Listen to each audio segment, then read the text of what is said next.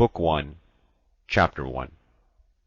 The state of Greece from the earliest times to the commencement of the Peloponnesian War. Thucydides, an Athenian, wrote the history of the war between the Peloponnesians and the Athenians, beginning at the moment that it broke out, and believing that it would be a great war and more worthy of relation than any that had preceded it.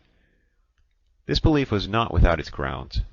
The preparations of both the combatants were in every department in the last state of perfection, and he could see the rest of the Hellenic race taking sides in the quarrel, those who delayed doing so at once having it in contemplation. Indeed, this was the greatest movement yet known in history, not only of the Hellenes, but of a large part of the barbarian world. I had almost said of mankind, for though the events of remote antiquity, and even those that more immediately preceded the war, could not lapse of time be clearly ascertained, yet the evidences which an inquiry carried as far back as was practicable leads me to trust, all point to the conclusion that there was nothing on a great scale, either in war or in other matters. For instance, it is evident that the country now called Hellas had in ancient times no settled population. On the contrary, migrations were of frequent occurrence, the several tribes readily abandoning their homes under the pressure of superior numbers.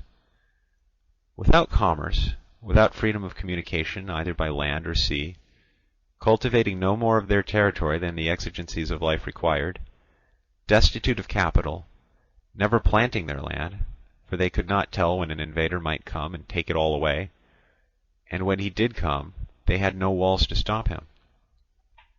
Thinking that the necessities of daily sustenance could be supplied at one place as well as another, they cared little for shifting their habitation, and consequently neither built large cities nor attained to any other form of greatness. The richest soils were always most subject to this change of masters, such as the district now called Thessaly, Boeotia, most of the Peloponnese, Arcadia excepted, and the most fertile parts of the rest of Hellas. The goodness of the land favored the aggrandizement of particular individuals, and thus created faction which proved a fertile source of ruin. It also invited invasion. Accordingly, Attica, from the poverty of its soil, enjoying from a very remote period freedom from faction, never changed its inhabitants.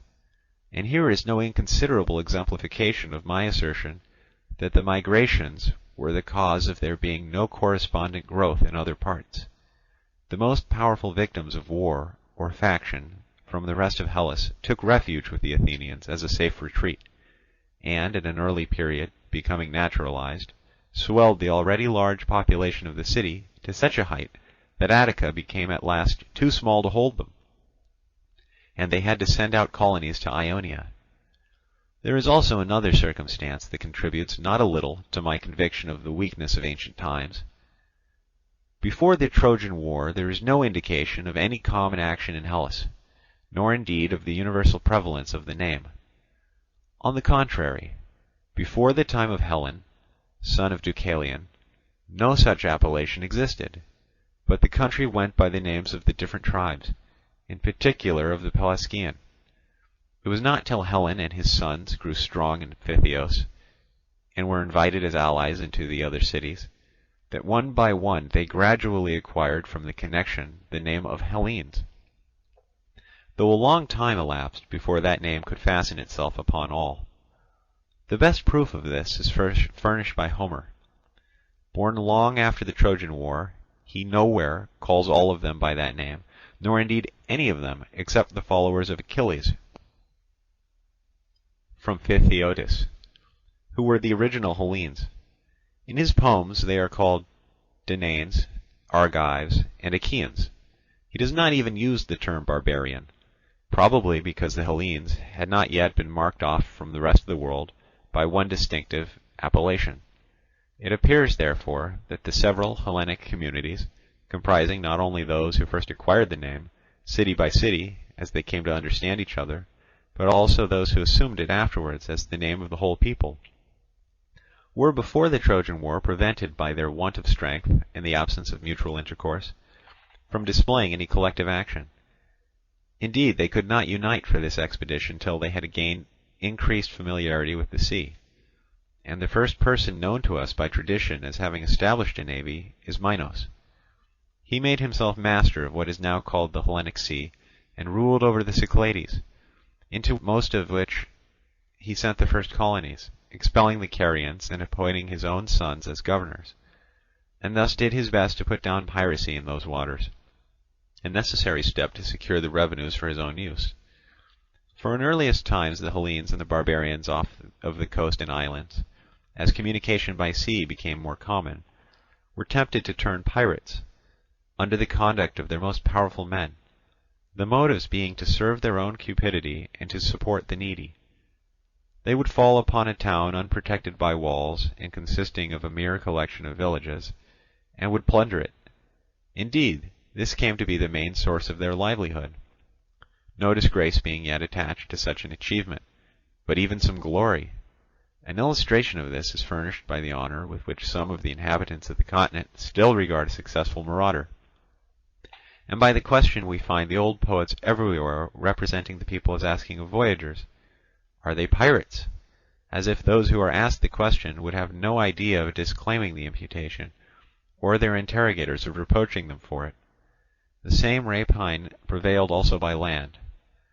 And even at the present day, many of Hellas still follow the old fashion, the Ozolian Locrians, for instance, the Aetolians, the Acarnanians, and that region of the continent, and the custom of carrying arms is still kept up among those continentals, from the old practical habits. The whole of Hellas used once to carry arms, their habitations being unprotected, and their communications with each other unsafe. Indeed, to wear arms was as much a part of everyday life with them as with the barbarians, and the fact that the people in these parts of Hellas are still living in the old way points to a time when the same mode of life was once equally common to all. The Athenians were the first to lay aside their weapons, and to adopt an easier and more luxurious mode of life. Indeed, it is only lately that their rich old men left off the luxury of wearing undergarments of linen, and fastening a knot of their hair with a tie of golden grasshoppers, a fashion which spread to their Ionian kindred, and long prevailed among the old men there. On the contrary, a modest style of dressing, more in conformity with modern ideas, was first adopted by the Lacedaemonians, the rich doing their best to assimilate their way of life to that of the common people. They also set the example of contending naked, publicly stripping and anointing themselves with oil in their gymnastic exercises. Formerly, even in the Olympic contests, the athletes who contended wore belts across their middles, and it is but a few years since that the practice ceased. To this day, among some of the barbarians, especially in Asia, when prizes for boxing and wrestling are offered, belts are worn by the combatants, and there are many other points in which a likeness might be shown between the life of the Hellenic world of old and the barbarian of today. With respect to their towns, later on, at an era of increased facilities of navigation and a greater supply of capital, we find the shores becoming the site of walled towns, and the isthmuses being occupied for the purposes of commerce and defence against a neighbour. But the old towns, on account of the great prevalence of piracy, were built away from the sea, whether on the islands or the continent, and still remain in their old sites. For the pirates used to plunder one another, and indeed all coast populations, whether seafaring or not. The islanders, too, were great pirates. These islanders were Carians and Phoenicians, by whom most of the islands were colonized, as was proved by the following fact. During the purification of Delos by Athens in this war again, all the graves in the island were taken up, and it was found that above half their inmates were Carians. They were identified by the fashion of the arms buried with them, and by the method of interment, which was the same as the Carians still follow. But as soon as Minos had formed his navy, communication by sea became easier, as he colonized most of the islands, and thus expelled the malefactors. The coast population now began to apply themselves more closely to the acquisition of wealth, and their life became more settled. Some even began to build themselves walls on the strength of their newly acquired riches, for the love of gain would reconcile the weaker to the dominion of the stronger, and the possession of capital enabled the more powerful to reduce the smaller towns to subjection. and it was at a somewhat later stage of this development that they went on the expedition against Troy. What enabled Agamemnon to raise the armament was more, in my opinion, his superiority in strength than the oaths of Tyndareus, which bound the suitors to follow him. Indeed, the account given by those Peloponnesians who have been the recipients of the most creditable tradition is this. First of all, Pelops, arriving among a needy population from Asia with vast wealth, acquired such power that, stranger though he was, the country was called after him. And this power fortune saw fit materially to increase in the hands of his descendants. Eurystheus had been killed in Attica by the Heraclids. Atreus was his mother's brother, and to the hands of his relation, who had left his father on account of the death of Chrysippus. Eurystheus, when he set out on his expedition, had committed Mycenae and the government. As time went on and Eurystheus did not return, Atreus complied with the wishes of the Mycenaeans, who were influenced by fear of the Heraclids. Besides, his power seemed considerable, and he had not neglected to court the favour of the populace, and assumed the sceptre of Mycenae and the rest of the dominions of Eurystheus. And so the power of the descendants of Pelops came to be greater than that of the descendants of Perseus. To all this Agamemnon succeeded. He also had a navy far stronger than his contemporaries, so that, in my opinion, fear was quite as strong an element as love in the formation of the Confederate expedition. The strength of his navy is shown by the fact that his own was the largest contingent, and that of the Arcadians was furnished by him. This at least is what Homer says, if his testimony is deemed sufficient. Besides, in his account of the transmission of the sceptre, he calls him of many an isle, and of all Argos king. Now, Agamemnon's was a continental power, and he could not have been master of any except the adjacent islands, and these would not be many, but through the possession of a fleet. And from this expedition we may infer the character of earlier enterprises. Now Mycenae may have been a small place, and many of the towns of that age may appear comparatively insignificant. But no exact observer would therefore feel justified in rejecting the estimate given by the poets and by tradition of the magnitude of the armament. For I suppose, if Lacedaemon were to become desolate, and the temples and the foundations of the public buildings were left, that as time went on, there would be a strong disposition with posterity to refuse to accept her fame as a true exponent of her power. And yet they occupy 2/5 of the Peloponnese, and lead the whole, not to speak of their numerous allies without. Still, as the city is neither built in a compact form, nor adorned with magnificent temples and public edifices, but composed of villages after the old fashion of Hellas, there would be an impression of inadequacy. Whereas, if Athens were to suffer the same misfortune, I suppose that any inference from the appearance presented to the eye would make her power to be twice as great as it is. We have therefore no right to be sceptical, nor to content ourselves with an inspection of a town to the exclusion of a consideration of its power. But we may safely conclude that the armament in question surpassed all before it, as it fell short of modern efforts, if we can here also accept the testimony of Homer's poems, in which, without allowing for the exaggeration which a poet would feel himself licensed to employ, we can see that it was far from equalling ours. He has represented it as consisting of 1,200 vessels, the Boeotian complement of each ship being 120 men, that of the ships of Philoctetes 50. By this, I conceive, he meant to convey the maximum and the minimum complement. At any rate, he does not specify the amount of any others in his catalogue of the ships. That they were all rowers as well as warriors, we see from his account of the ships of Philoctetes, in which all the men at the oar are bowmen. Now it is improbable that many supernumeraries sailed, if we accept the kings and high officers, especially as they had to cross the open sea with munitions of war in ships.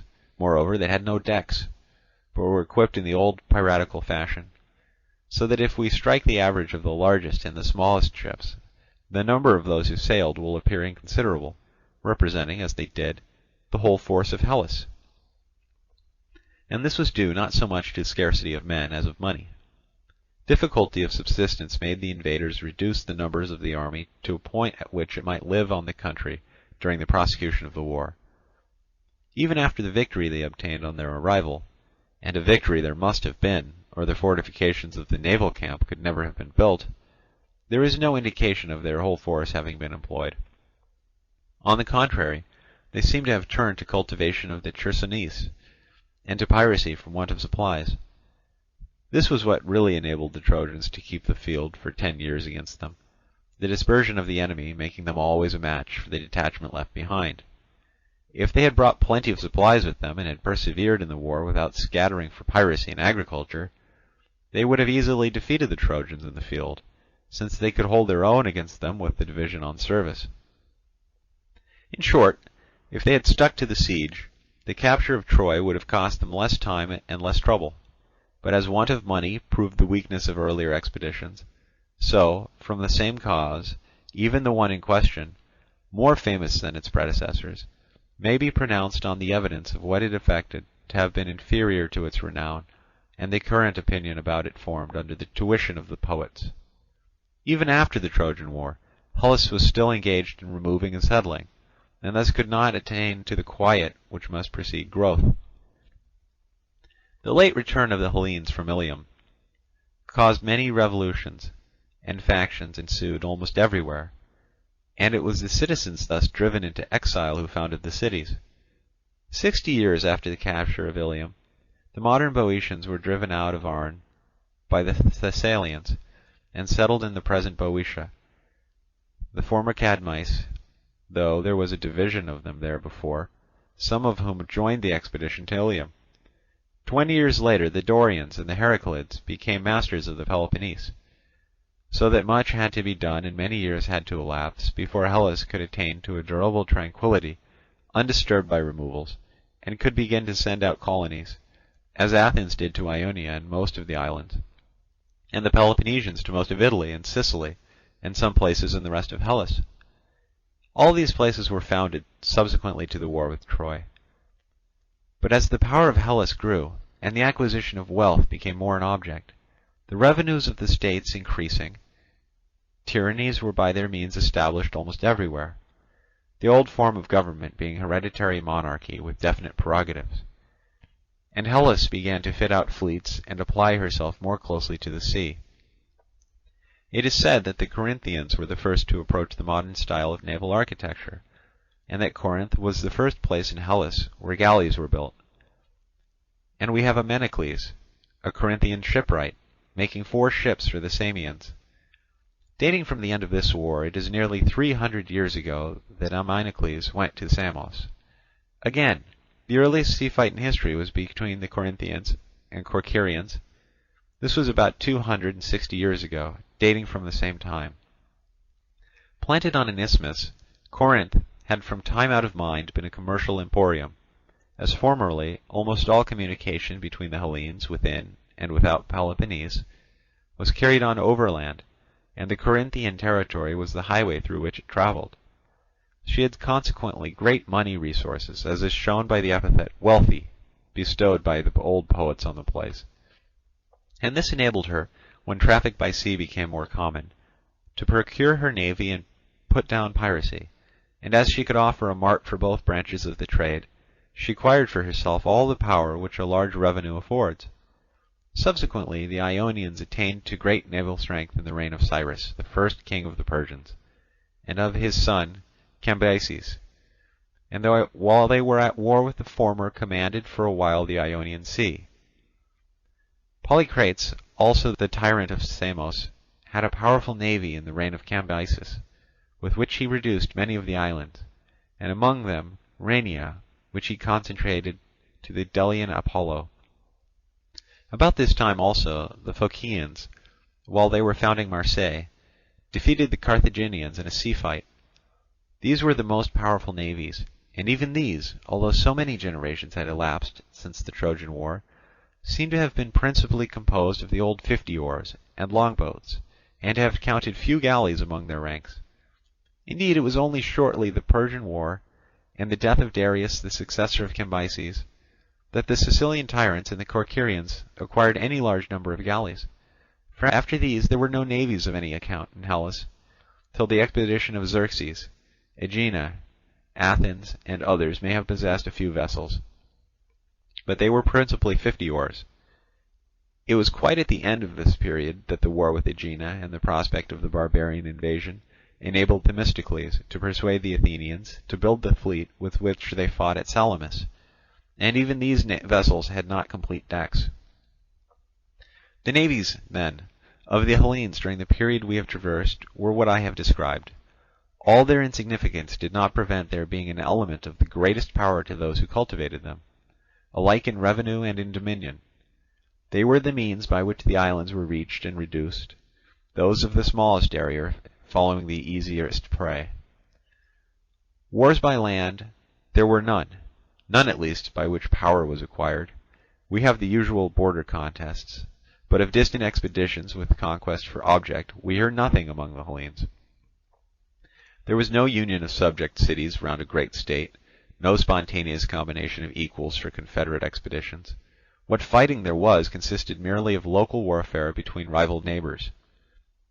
The nearest approach to a coalition took place in the old war between Chalcis and Eretria. This was a quarrel in which the rest of the Hellenic name did to some extent take sides. Various, too, were the obstacles which the national growth encountered in various localities. The power of the Ionians was advancing with rapid strides, when it came into collision with Persia, under King Cyrus, who after having dethroned Croesus and overrun everything between the Halys and the sea, stopped not till he had reduced the cities of the coast, the islands being only left to be subdued by Darius and the Phoenician navy. Again, wherever there were tyrants, their habit of providing simply for themselves, of looking solely to their personal comfort and family aggrandizement, made safety the great aim of their policy, and prevented anything great proceeding from them, though they would each have their affairs with their immediate neighbours. All this is only true of the mother country, for in Sicily they attained to very great power. Thus for a long time everywhere in Hellas do we find causes which make the states alike incapable of combination for great national ends, or of any vigorous action of their own. But at last a time came when the tyrants of Athens and the far older tyrannies of the rest of Hellas were, with the exception of those in Sicily, once and for all put down by Lacedaemon.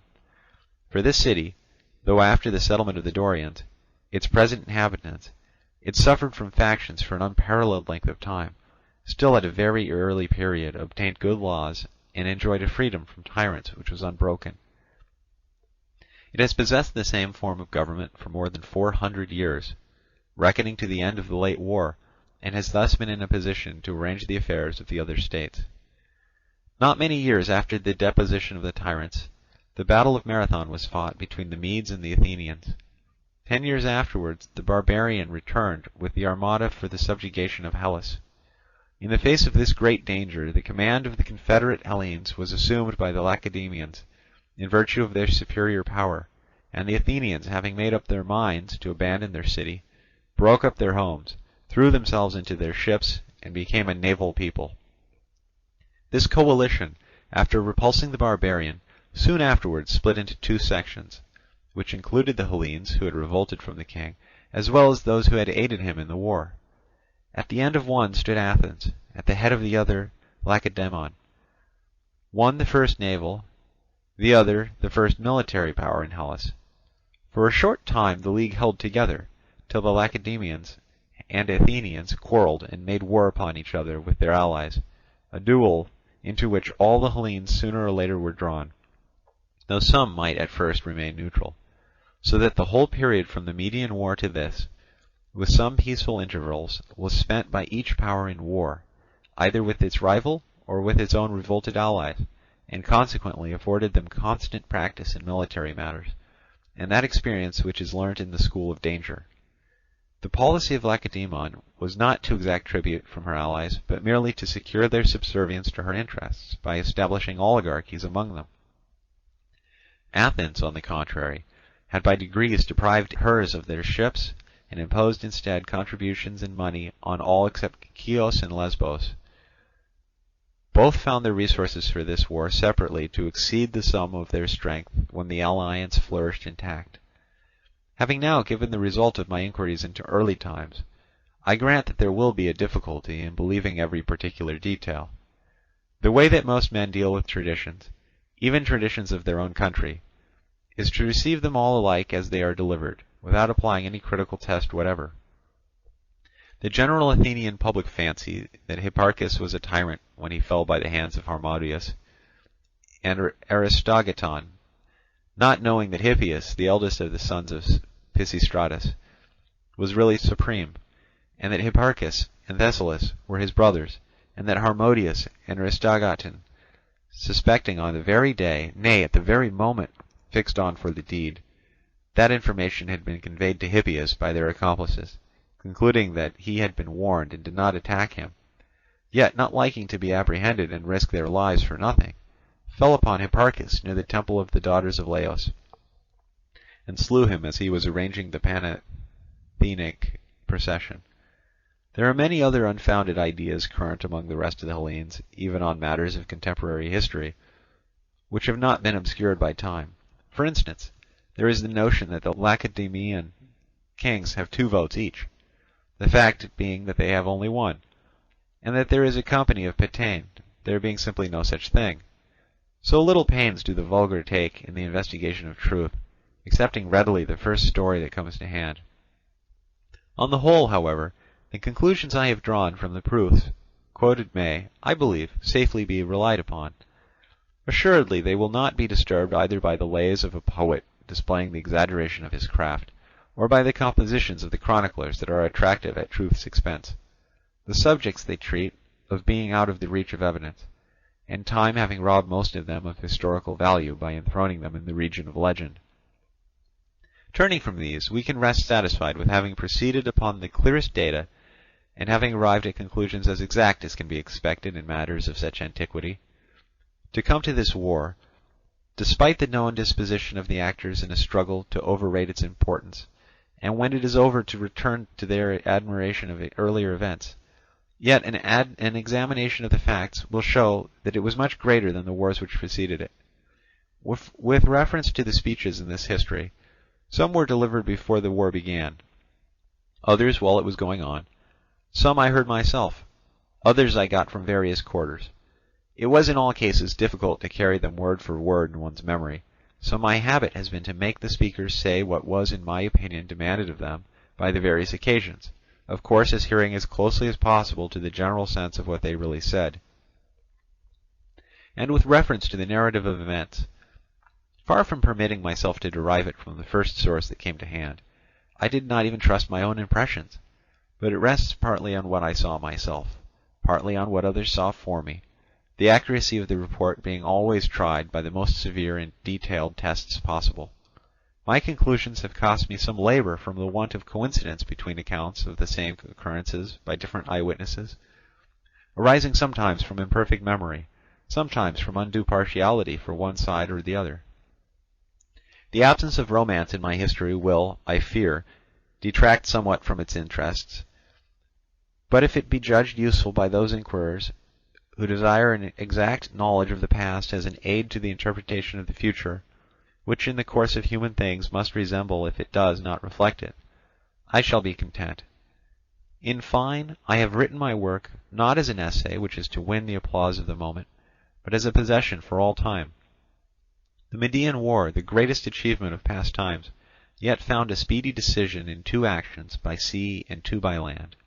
The Pelopennesian War was prolonged to an immense length, and, long as it was short without parallel for the misfortunes that it brought upon Hellas. Never had so many cities been taken and laid desolate, here by the barbarians, here by the parties contending, the old inhabitants being sometimes removed to make room for others. Never was there so much banishing and bloodshedding, now on the field of battle, now in the strife of faction. Old stories of occurrences handed down by tradition, but scantily confirmed by experience, suddenly ceased to be credible. There were earthquakes of unparalleled extent and violence. Eclipses of the sun occurred with a frequency unrecorded in previous history. There were great droughts in sundry places, and consequent famines, and that most calamitous and awfully fatal visitation, the plague. All this came upon them with the late war, which was begun by the Athenians and the Peloponnesians, by the dissolution of the 30 years' truce made after the conquest of Euboea. To the question why they broke the treaty, I answer by placing first an account of their grounds of complaint and points of difference, that no one may ever have to ask the immediate cause which plunged the Hellenes into a war of such magnitude. The real cause I consider to be the one which was formerly most kept out of sight, the growth of the power of Athens, and the alarm which this inspired in Lacedaemon, made the war inevitable.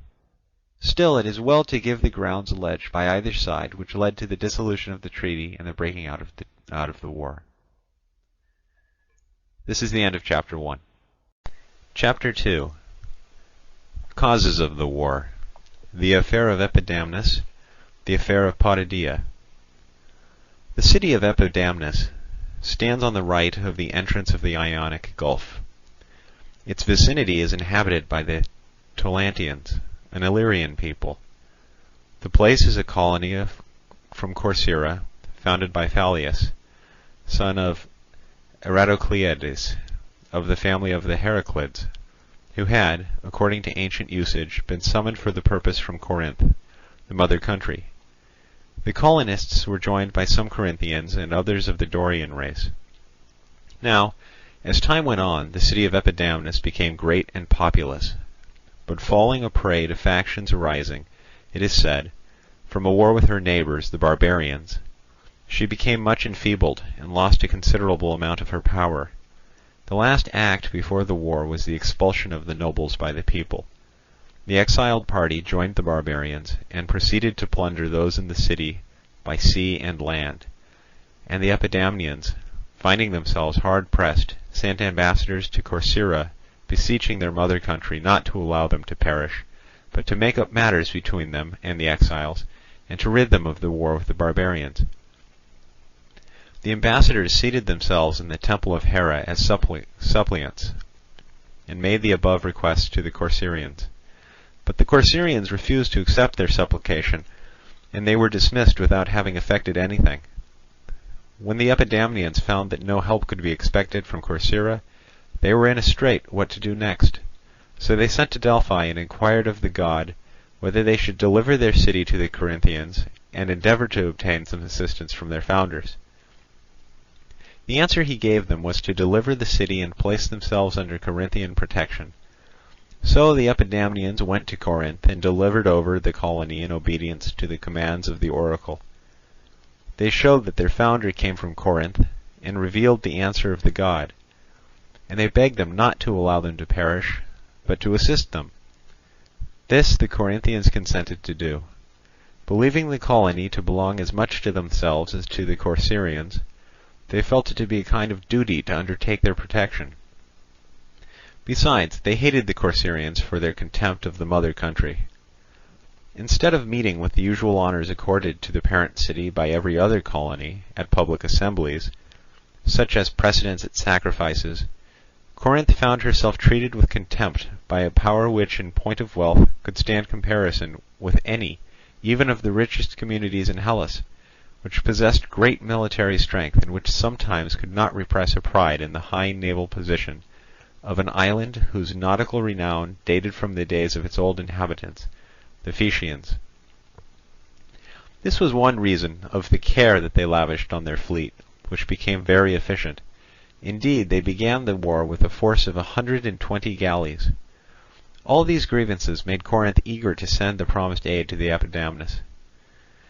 Advertisement was made for volunteer settlers, and a force of Ambraciots, Leucadians, and Corinthians was dispatched. They marched by land to Apollonia, a Corinthian colony, the route by sea being avoided from fear of Corcyrian interruption.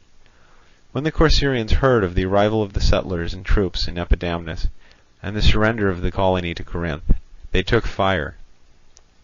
Instantly putting to sea with 25 ships, which were quickly followed by others, they insolently commanded the Epidamnians to receive back the banished nobles.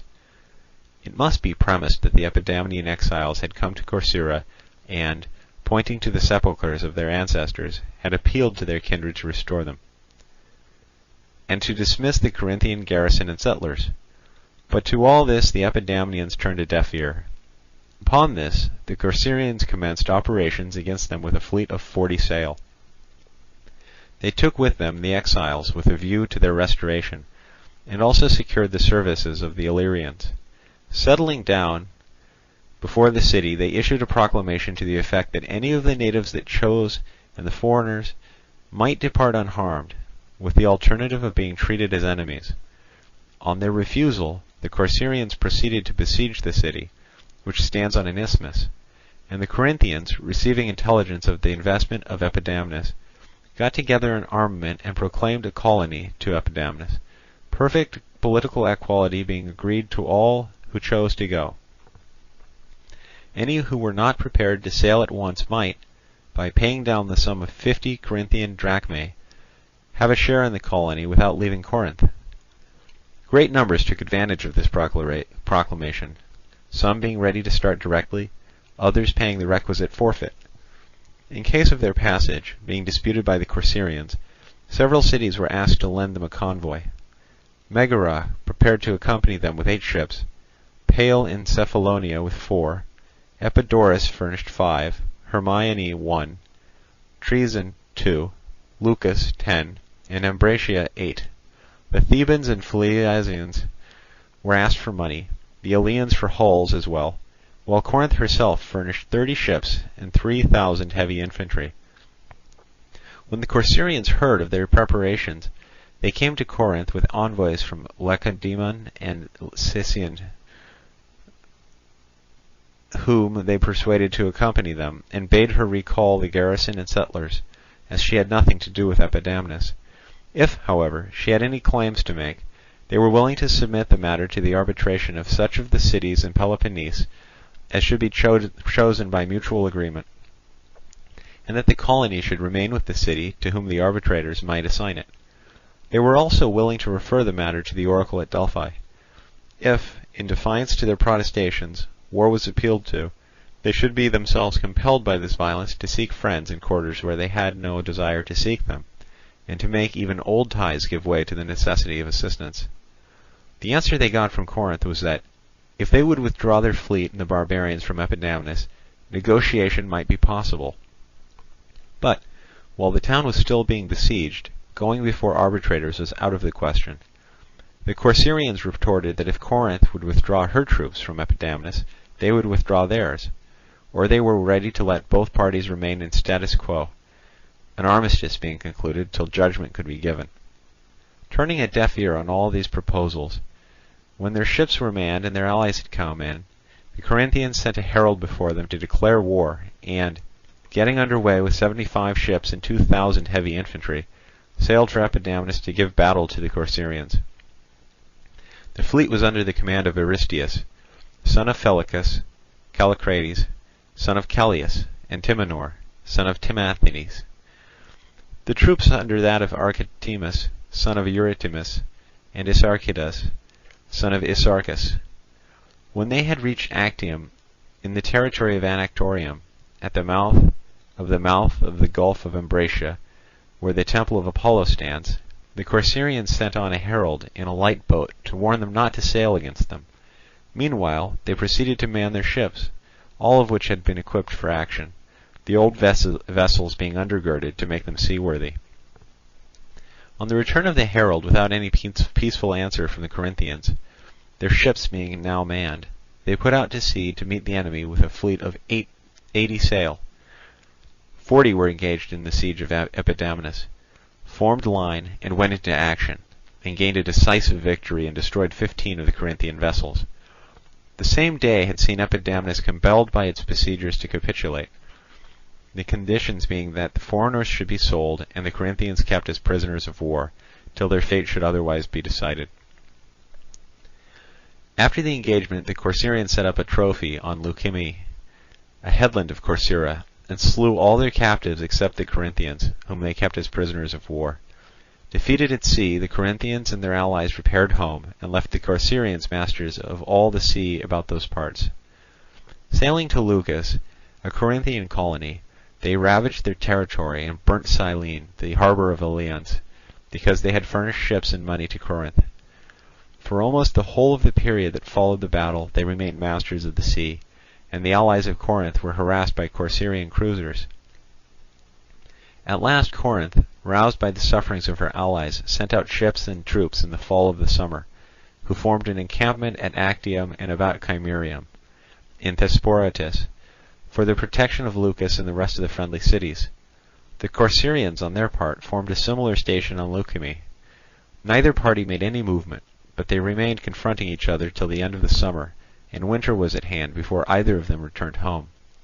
Corinth, exasperated by the war with the Corcyraeans, spent the whole of the year after the engagement, and that succeeding it, in building ships, and in straining every nerve to form an efficient fleet, rowers being drawn from the Peloponnese and the rest of Hellas by the inducement of large bounties. The Corcyraeans, alarmed at the news of their preparations, being without a single ally in Hellas, for they had not enrolled themselves either in the Athenian or in the Lacedaemonian confederacy, decided to repair to Athens in order to enter into an alliance and to endeavour to procure support from her. Corinth also, hearing of their intentions, sent an embassy to Athens to prevent the Corcyraean navy from being joined by the Athenian, and her prospect of ordering the war according to her wishes being thus impeded. An assembly was convoked, and the rival advocates appeared. The Corcyraeans spoke as follows: Athenians, when a people that have not rendered any important service or support to their neighbours in times past, for which they might claim to be repaid, appear before them as we now appear before you, to solicit their assistance, they may fairly be required to satisfy certain preliminary conditions. They should show, first, that it is expedient or at least safe to grant their request; next, that they will retain a lasting sense of the kindness. But if they cannot clearly establish any of these points, they must not be annoyed if they meet with rebuff. Now the Corcyraeans believe that with their petition for assistance they can also give you a satisfactory answer on these points, and they have therefore dispatched us hither. It has so happened that our policy as regards you with respect to this request turns out to be inconsistent, and as regards our interests to be at the present crisis inexpedient. We say inconsistent, because a power which has never in the whole of her past history been willing to ally herself with any of her neighbours is now found asking them to ally themselves with her. And we say inexpedient, because in our present war with Corinth it has left us in a position of entire isolation, and what once seemed the wise precaution of refusing to involve ourselves in alliances with other powers, lest we should also involve ourselves in risks of their choosing, has now proved to be folly and weakness. It is true that in the late naval engagement we drove back the Corinthians from our shores single-handed, but they have now got together a still larger armament from Peloponnese and the rest of Hellas, and we, seeing our utter inability to cope with them without foreign aid, and the magnitude of the danger which subjection to them implies, find it necessary to ask help from you and from every other power, and we hope to be excused if we forswear our old principle of complete political isolation, a principle which was not adopted with any sinister intention, but was rather the consequence of an error in judgment. Now there are many reasons why in the event of your compliance you will congratulate yourselves on this request having been made to you.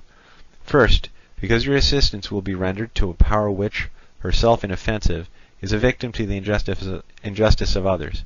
Secondly, because all that we most value is at stake in the present contest, and your welcome of us under these circumstances will be a proof of goodwill, which will ever keep alive the gratitude you will lay upon our hearts. Thirdly, yourselves excepted, we are the greatest naval power in Hellas. Moreover, you can conceive a stroke of good fortune more rare in itself, or more disheartening to your enemies, than that the power whose adhesion you would have valued above much material and moral strength should present herself self-invited, should deliver herself into your hands without danger and without expense, and should lastly put you in the way of gaining a high character in the eyes of the world, the gratitude of those whom you shall assist, and a great accession of strength for yourselves.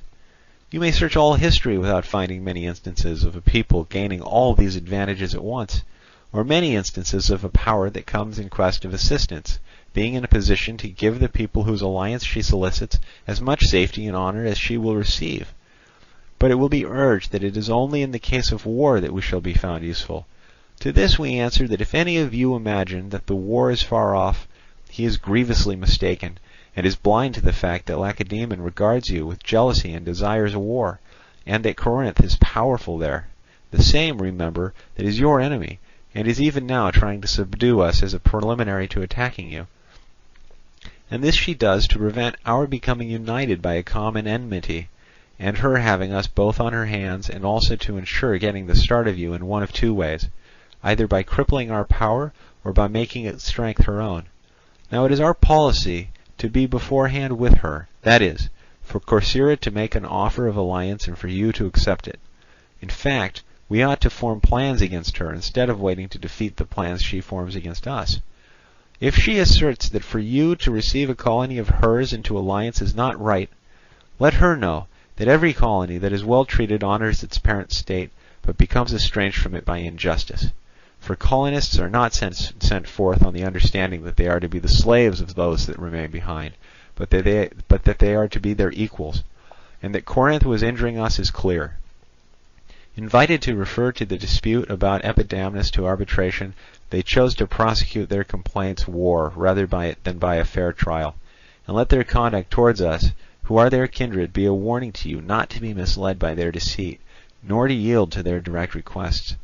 Concessions to adversaries only end in self-reproach, and the more strictly they are avoided, the greater will be the chance of security. If it be urged that your reception of us will be a breach of the treaty existing between you and Lacedaemon, the answer is clear, that we are a neutral state, and that one of the express provisions of that treaty is that it shall be competent for any Hellenic state that is neutral to join whichever side it pleases. And it is intolerable for Corinth to be allowed to obtain men for her navy, not only from her allies, but also from the rest of Hellas, no small number being furnished by your own subjects, while we are to be excluded both from the alliance left open to us by treaty, and from any assistance that we might get from other quarters.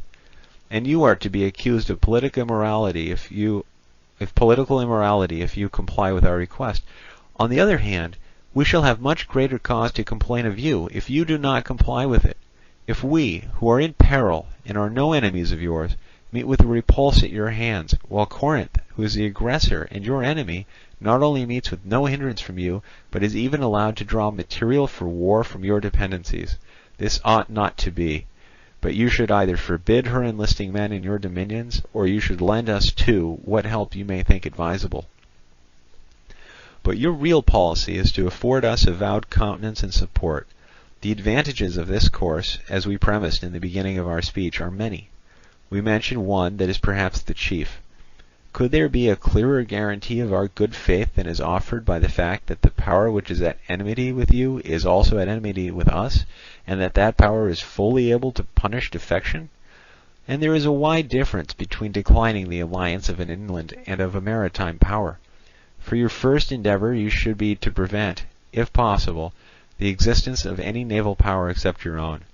Failing this, to secure the friendship of the strongest that does exist. And if any of you believe that what we urge is expedient, but fear to act upon this belief, lest it should lead to a breach of the treaty, you must remember that on the one hand, whatever your fears, your strength will be formidable to your antagonists. On the other, whatever the confidence you derive from refusing to receive us, your weakness will have no terrors for a strong enemy. You must also remember that your decision is for Athens no less than for Corcyra, and that you are not making the best provision for her interests, if, at a time when you are anxiously scanning the horizon that you may be in readiness for the breaking out of the war which is all but upon you, you hesitate to attach to your side a place whose adhesion or estrangement is alike pregnant with the most vital consequences. For it lies conveniently for the coast navigation in the direction of Italy and Sicily, being able to bar the passage of naval reinforcements from thence to the Peloponnese, and from Peloponnese thither. And it is in other respects a most desirable station. To sum up as shortly as possible, embracing both general and particular considerations, let this show you the folly of sacrificing us. Remember that there are but three considerable naval powers in Hellas, Athens, Corcyra, and Corinth, and that if you allow two of these three to become one, and Corinth to secure us for herself, you will have to hold the sea against the united fleets of Corcyra and Peloponnese. But if you receive us, you will have our ships to reinforce you in the struggle. Such were the words of the Corcyrians. After they had finished, the Corinthians spoke as follows.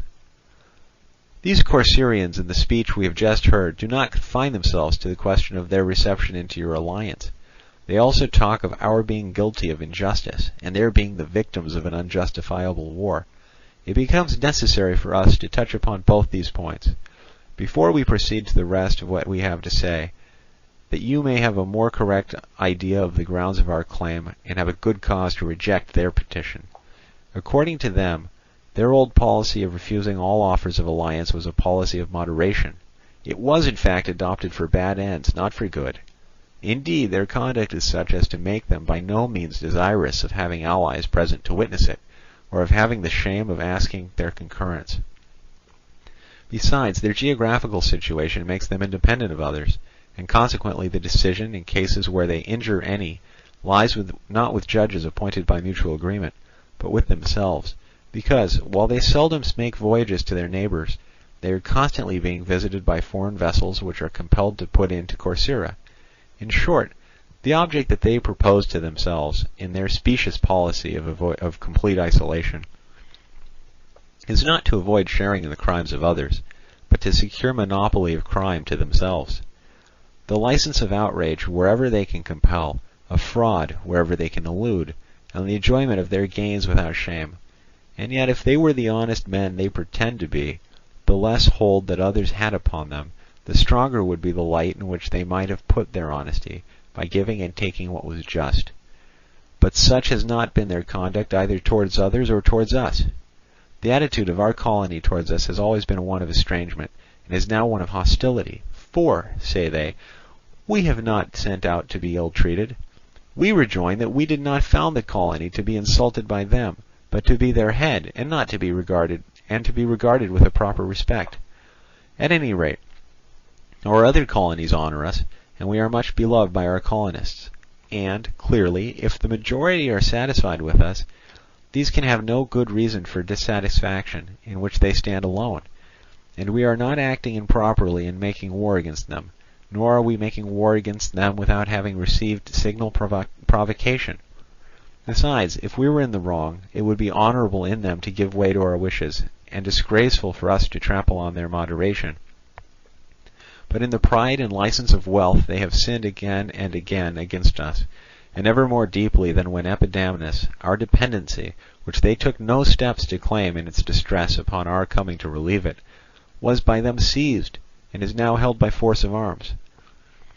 As to their allegation that they wished the question to be first submitted to arbitration, it is obvious that a challenge, coming from the party who is safe in a commanding position, cannot gain the credit due only to him who, before appealing to arms, in deeds as well as words, places himself on a level with his adversary. In their case, it was not before they laid siege to the place, but after they at length understood that we should not tamely suffer it, that they thought of the specious word arbitration. And not satisfied with their own misconduct there, they appear here now requiring you to join with them not in alliance but in crime, and to receive them in spite of their being at enmity with us.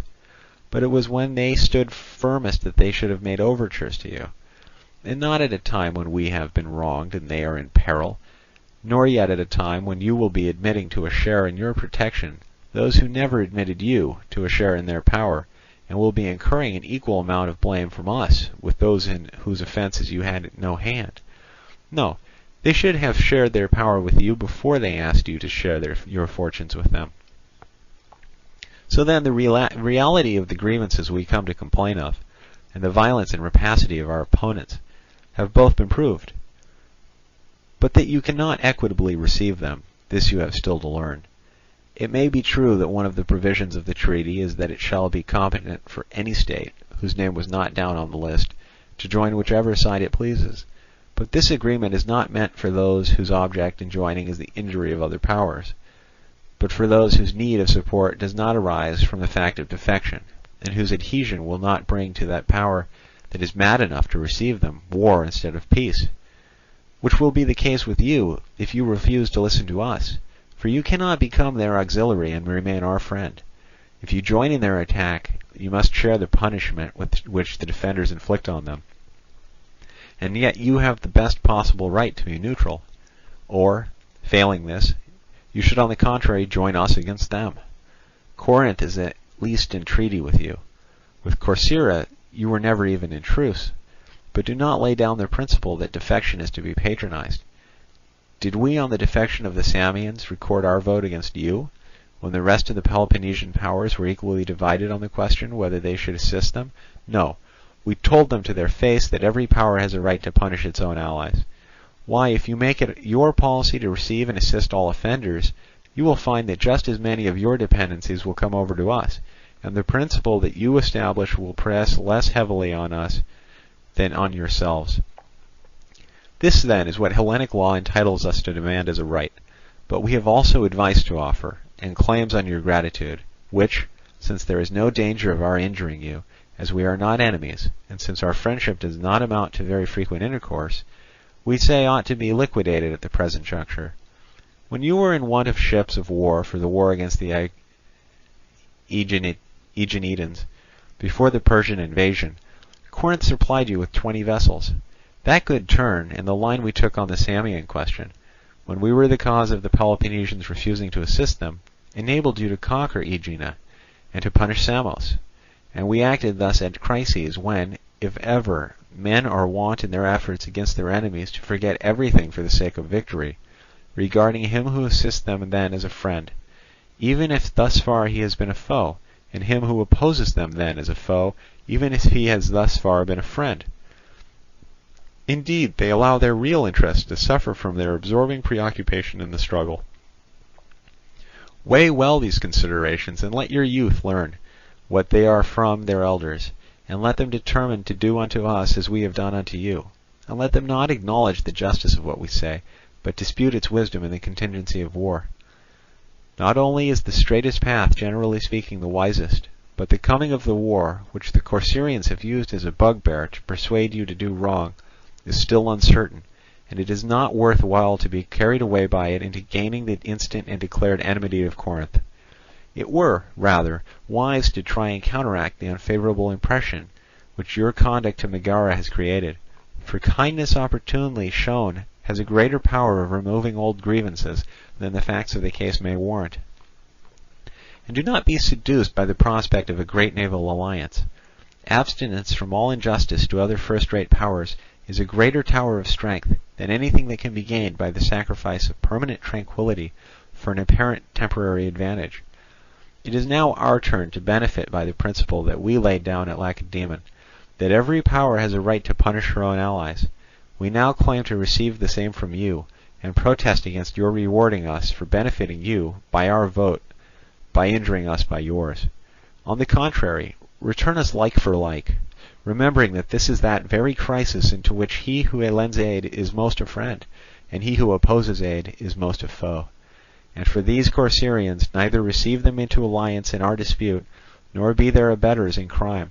So do, and you will act as we have a right to expect of you, and at the same time best consult your own interests. Such were the words of the Corinthians. When the Athenians had heard both out, 2 assemblies were held. In the first there was a manifest disposition to listen to the representations of Corinth.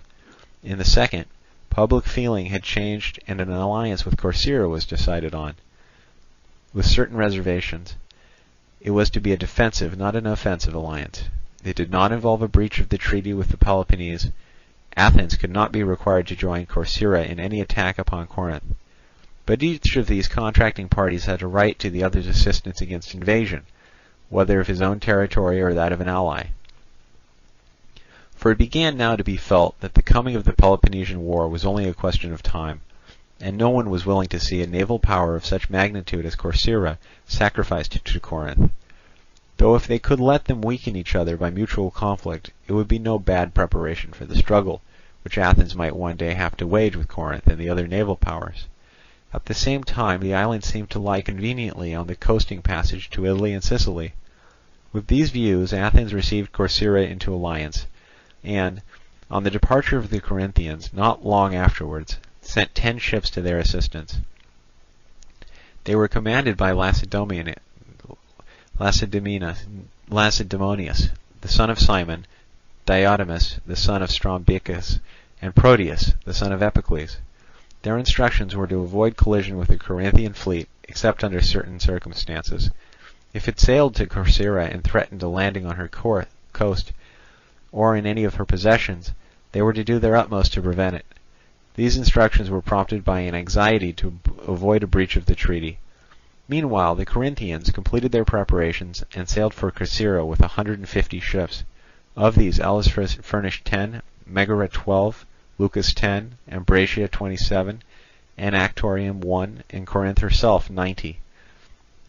Each of these contingents had its own admiral, the Corinthian being under the command of Xenocleides, son of Euthycles, with 4 colleagues. Sailing from Leucas, they made land at the part of the continent opposite Corcyra. They anchored in the harbour of Chimerium, in the territory of Thesprotis, above which, at some distance from the sea, lies the city of Ephyre, in the Elean district. But this city, the Acherusian lake, pours its waters into the sea. It gets its name from the river Acheron, which flows through Thesprotis and falls into the lake. There also the river Thyamis flows, forming the boundary between Thesprotis and Kestrine, and between these rivers rises the point of Chimerium. In this part of the continent the Corinthians now came to anchor and formed an encampment. When the Corcyrians saw them coming, they manned 110 ships commanded by Machaedes, Asamides, and Eurybatus, and stationed themselves at one of the Sabota Isles, the 10 Athenian ships being present. On Point Leukimme they posted their land forces, and 1,000 heavy infantry who had come from Zacynthus to their assistance. Nor were the Corinthians on the mainland without their allies. The barbarians flocked in large numbers to their assistance, the inhabitants of this part of the continent being old allies of theirs. When the Corinthian preparations were completed, they took 3 days' provisions and put them out from Chimerium by night, ready for action. Sailing with the dawn, they sighted the Corcyrian fleet out at sea, and coming toward them. When they perceived each other, both sides formed in order of battle. On the Corcyrian right wing lay the Athenian ships, the rest of the line being occupied by their own vessels formed in 3 squadrons, each of which was commanded by one of the 3 admirals. Such was the Corcyrian formation. The Corinthian was as follows. On the right wing lay the Megarian and Ambraciot ships, in the centre the rest of the allies in order. But the left was composed of the best sailors in the Corinthian navy, to encounter the Athenians in the right wing of the Corcyrians. As soon as the signals were raised on either side, they joined battle. Both sides had a large number of heavy infantry on their decks, and a large number of archers and darters, the old and perfect armament still prevailing. The sea fight was an obstinate one, though not remarkable for its science. Indeed, it was more like a battle by land. Whenever they charged each other, the multitude and crush of the vessels made it by no means easy to get loose. Besides, their hopes of victory lay principally in the heavy infantry on the decks, who stood and fought in order, the ships remaining stationary. The maneuver of breaking the line was not tried. In short, strength and pluck had more share in the fight than science. Everywhere tumult reigned, the battle being one scene of confusion. Meanwhile, the Athenian ships, by coming up to the Corcyrians whenever they were pressed, served to alarm the enemy, though their commanders could not join in the battle from fear of their instructions. The right wing of the Corinthians suffered most. The Corcyrians routed it, and chased them in disorder to the continent with 20 ships, sailed up to their camp, and burnt the tents which were found empty, and plundered the stuff. So in this quarter the Corinthians and their allies were defeated, and the Corcyrians were victorious. But where the Corinthians themselves were on the left, they gained a decided success, the scanty forces of the Corcyrians being further weakened by the want of the 20 ships absent on the pursuit. Seeing the Corcyrians hard pressed, the Athenians began at length to assist them more unequivocally. At first, it is true, they refrained from charging any ships, but when the rout was becoming patent, and the Corinthians were pressing on, the time at last came when every one set to, and all distinction was laid aside, and it came to this point, that the Corinthians and Athenians raised their hands against each other.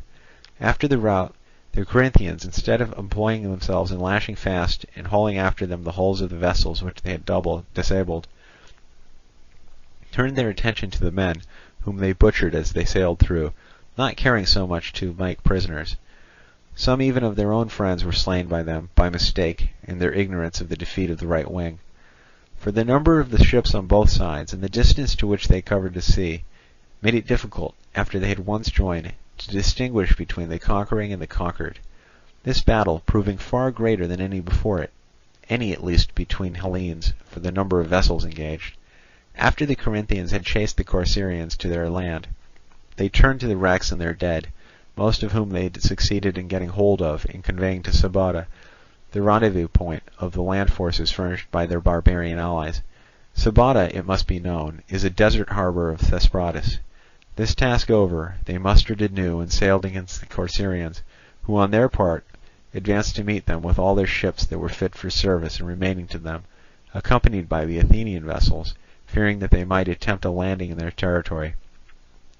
It was by this time getting late, and the paean had been sung for the attack, when the Corinthians suddenly began to back water. They had observed 20 Athenian ships sailing up, which had been sent out afterwards to reinforce the 10 vessels by the Athenians, who feared, as it turned out justly, the defeat of the Corcyraeans and the inability of their handful of ships to protect them. These ships were thus seen by the Corinthians first. They suspected that they were from Athens, and that those which they saw were not all, but that there were more behind. They accordingly began to retire. The Corcyraeans meanwhile had not sighted them, as they were advancing from a point which they could not so well see, and were wondering why the Corinthians were backing water, when some caught sight of them, and cried out that there were ships in sight ahead. Upon this they also retired, for it was now getting dark, and the retreat of the Corinthians had suspended hostilities. Thus they parted from each other, and the battle ceased with the night. The Corcyraeans were in their camp at Leukimme, when these 20 ships from Athens, under the command of Glaucon the son of Leagrus, and Dosides, son of Leagrus, bore on through the corpses and the wrecks, and sailed up to the camp, not long after they were sighted. It was now night, and the Corcyraeans feared that they might be hostile vessels. But they soon knew them, and the ships came to anchor. The next day the 30 Athenian vessels put out to sea, accompanied by all the Corcyraean ships that were seaworthy, and sailed to the harbour at Sabota, where the Corinthians lay, to see if they would engage. The Corinthians put out from land, and formed a line in the open sea, but beyond this made no further movement, having no intention of assuming the offensive. For they saw reinforcements arrive fresh from Athens, and themselves confronted by numerous difficulties, such as the necessity of guarding the prisoners whom they had on board, and the want of all means of refitting their ships in a desert place. What they were thinking more about was how their voyage home was to be effected. They feared that the Athenians might consider that the treaty was dissolved by the collision which had occurred, and forbid their departure. Accordingly they resolved to put some men on board a boat, and send them without a herald's wand to the Athenians as an experiment. Having done so, they spoke as follows: "You do wrong, Athenians, to begin war and break the treaty. Engaged in chastising our enemies, we find you placing yourselves in the path in arms against us. Now, if your intentions are to prevent us sailing to Corcyra, or anywhere else that we may wish, and if you are for breaking the treaty, first take us here that are here, and treat us as enemies." Such was what they said, and all the Corcyraean armament that were within hearing immediately called out to take them and kill them. But the Athenians answered as follows: "Neither are we beginning war, Pelopennesians, nor are we breaking the treaty, but these Corcyraeans are our allies, and we are come to help them. So if you want to sail anywhere else, we place no obstacle in your way. But if you are going to sail against Corcyra or any of her possessions, we shall do our best to stop you." Receiving this answer from the Athenians, the Corinthians commenced preparations for their voyage home, and set up a trophy in Sabota on the continent, while the Corcyraeans took up the wrecks and dead that had been carried out to them by the current, and by a wind which rose in the night and scattered them in all directions, and set up their trophy in Sabota on the island, as victors.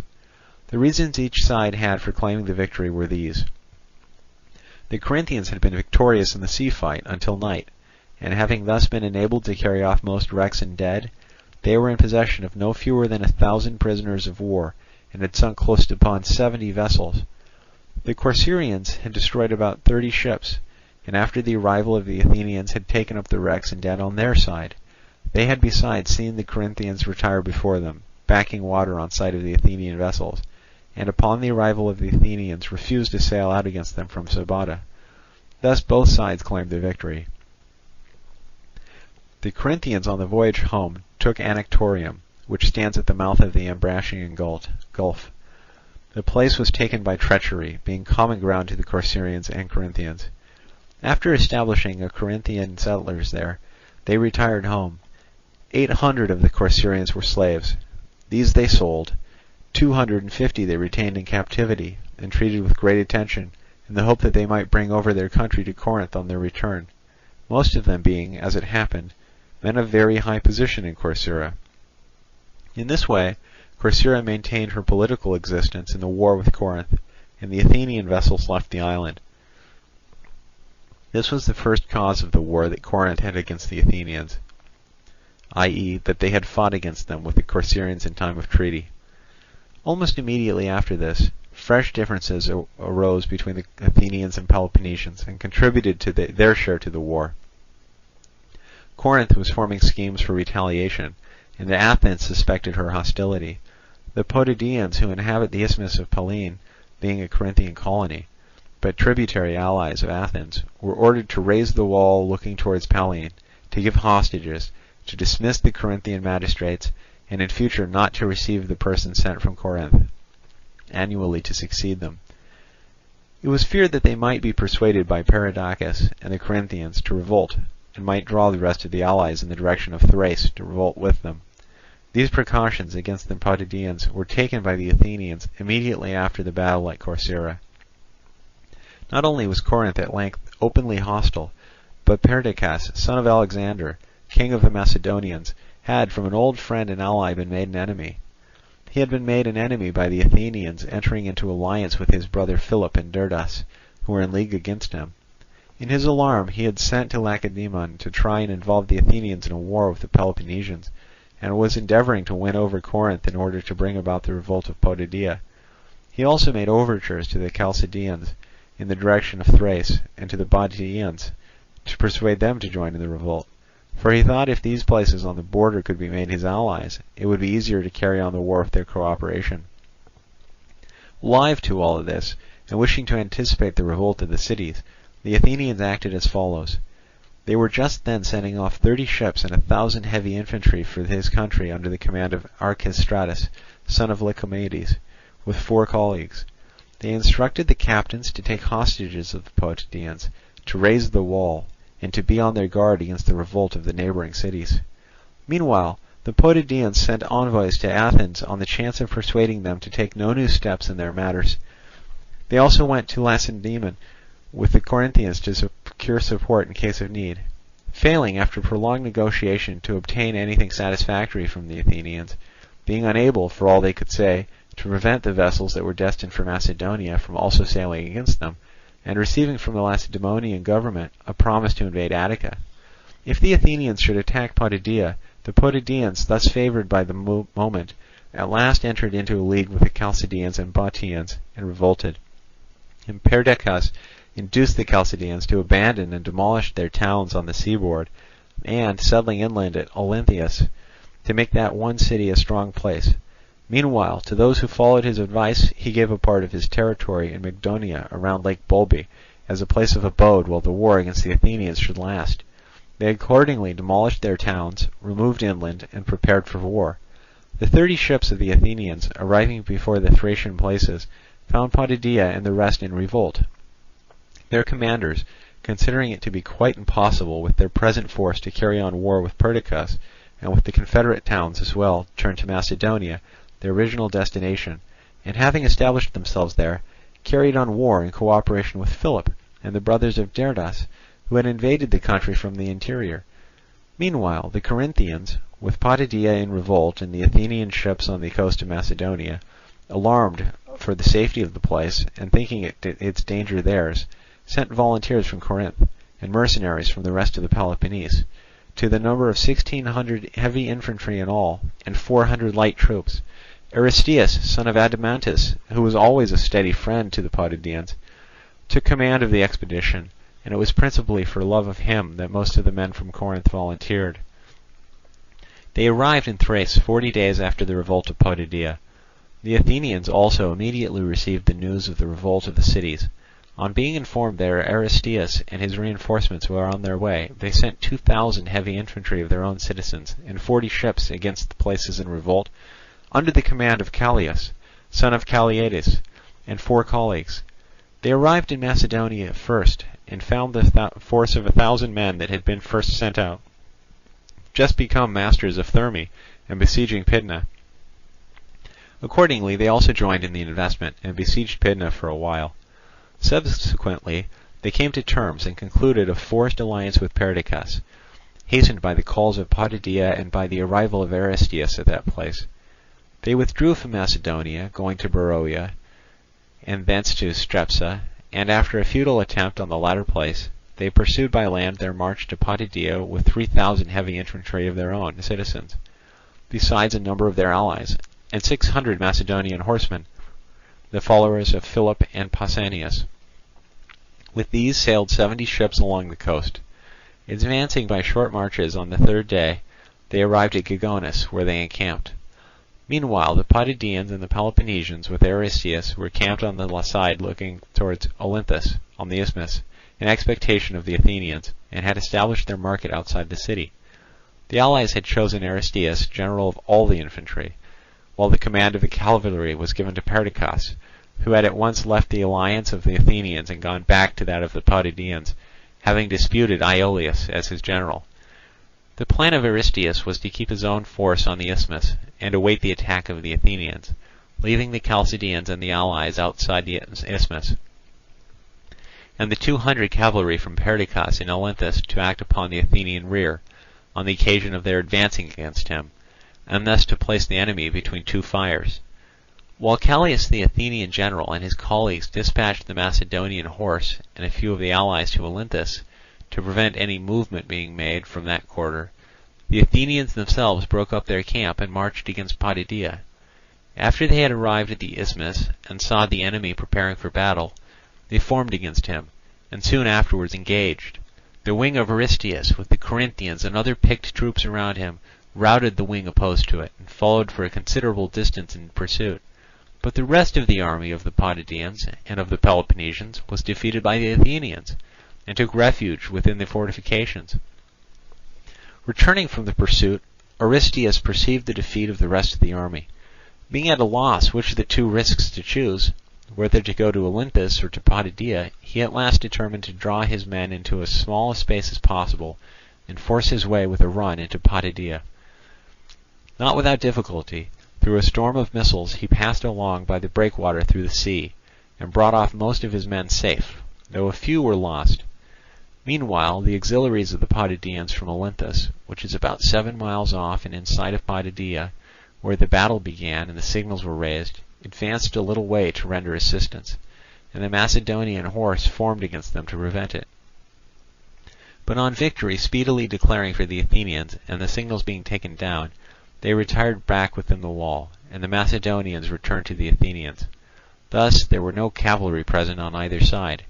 After the battle the Athenians set up a trophy, and gave back their dead to the Potidæans under truce. The Potidæans and their allies had close upon 300 killed, the Athenians 150 of their own citizens, and Callias their general. The wall on the side of the isthmus had now works at once raised against it, and manned by the Athenians. That on the side of Pallene had no works raised against it. They did not think themselves strong enough at once to keep a garrison in the isthmus and to cross over to Pallene and raise works there. They were afraid that the Potidæans and their allies might take advantage of their division to attack them.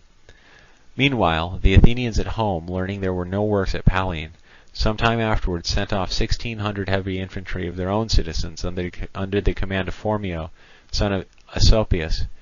Arrived at Pallene, he fixed his headquarters at Aphytis, and led his army against Potidæa by short marches, ravaging the country as he advanced.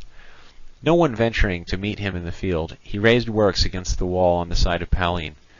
So at length Potidæa was strongly invested on either side, and from the sea by the ships cooperating in the blockade. Aristeus, seeing its investment complete, and having no hope of its salvation, except in the event of some movement from the Peloponnese, or of some other improbable contingency, advised all except 1,500 to watch for a wind and sail out of the place, in order that their provisions might last the longer. He was willing to be himself one of those who remained. Unable to persuade them, and desirous of acting on the next alternative, and of having things outside in the best posture possible, he eluded the guardships of the Athenians and sailed out. Remaining among the Chalcidians, he continued to carry on the war. In particular, he laid an ambuscade near the city of the Cimmerlians, and cut off many of them. He also communicated with Peloponnese, and tried to contrive some method by which help might be brought. Meanwhile, after the completion of the investment of Potidæa, Phormio next employed his 1,600 men in ravaging Chalcidia and Boadicea. Some of the towns also were taken by him. This is the end of chapter 2. Chapter 3. Congress of the Peloponnesian Confederacy at Lacedaemon.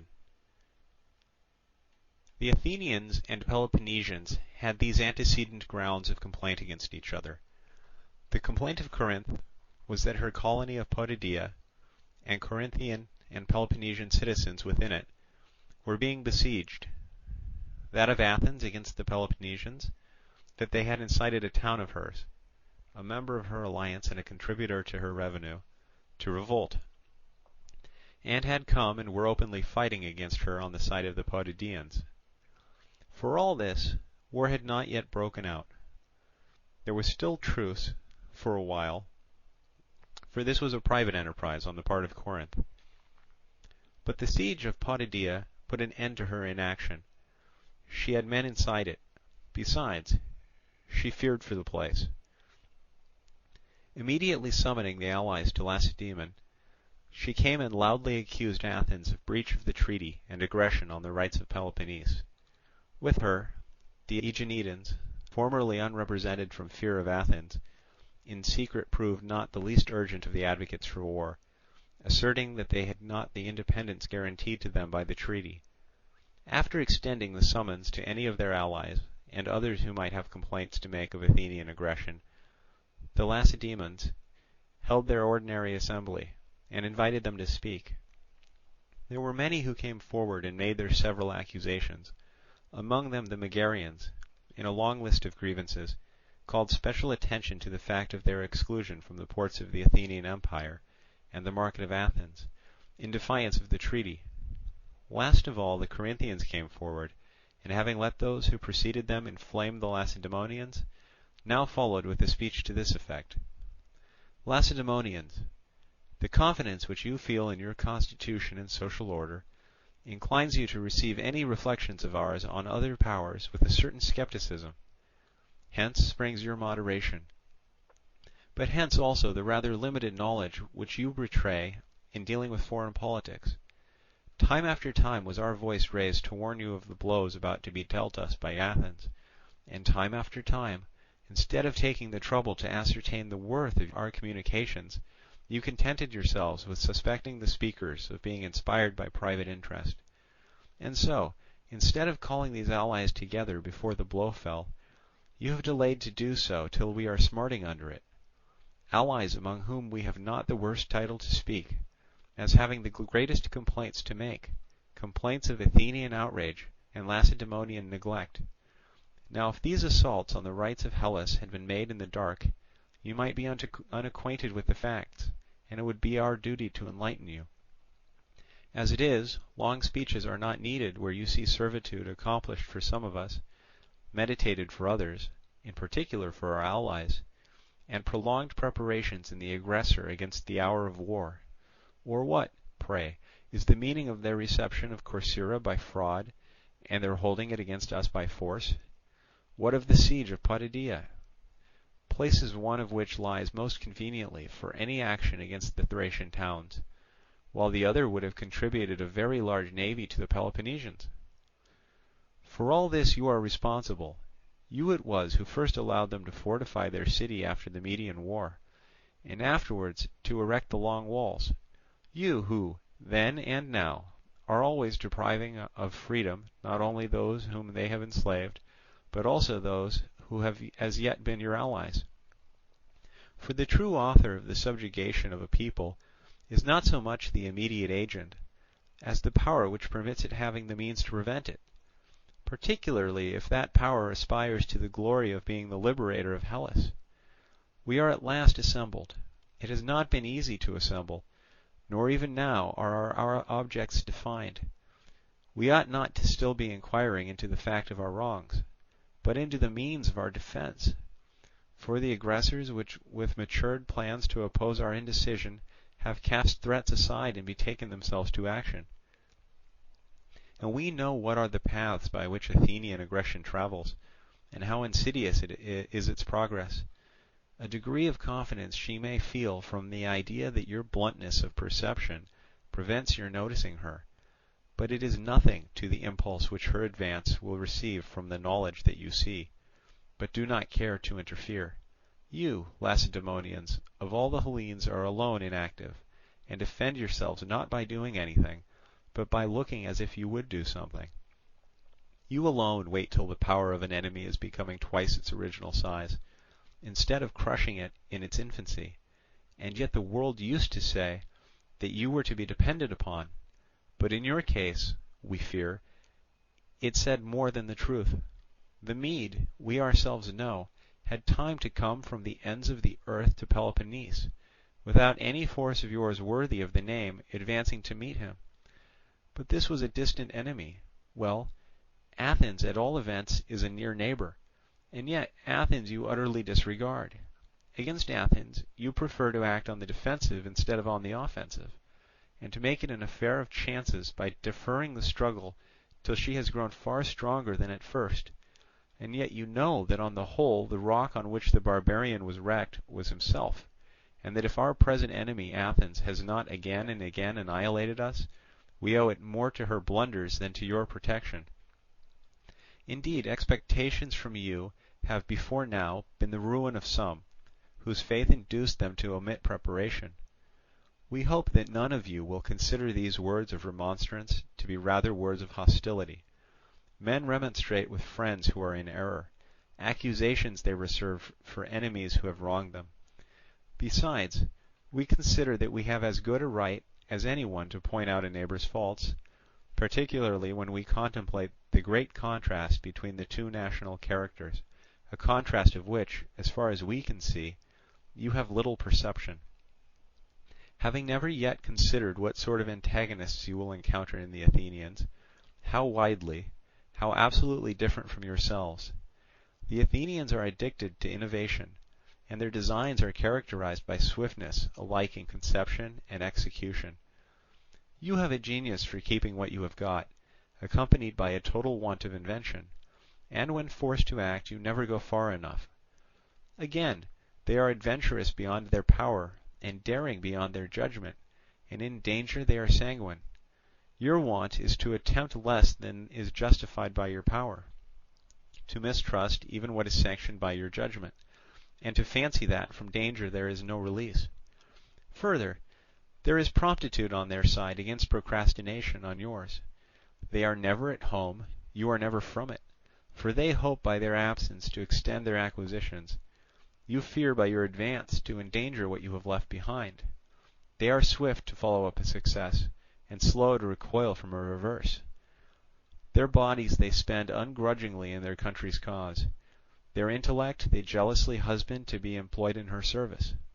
A scheme unexecuted is with them a positive loss; a successful enterprise a comparative failure. The deficiency created by the miscarriage of an undertaking is soon filled up by fresh hopes, for they alone are enabled to call a thing hoped for a thing got, by the speed with which they act upon their resolutions. Thus they toil on in trouble and danger all the days of their life, with little opportunity for enjoying, being ever engaged in getting. Their only idea of a holiday is to do what the occasion demands, and to them the laborious occupation is less of a misfortune than the peace of a quiet life. To describe their right character in a word, one might truly say that they were born into the world to take no rest themselves and to give none to others. Such is Athens, your antagonist, and yet, Lacedaemonians, you still delay, and fail to see that peace stays longest with those who are not more careful to use their power justly than to show their determination not to submit to injustice. On the contrary, your ideal of fair dealing is based on the principle that if you do not injure others, you need not risk your own fortunes in preventing others from injuring you.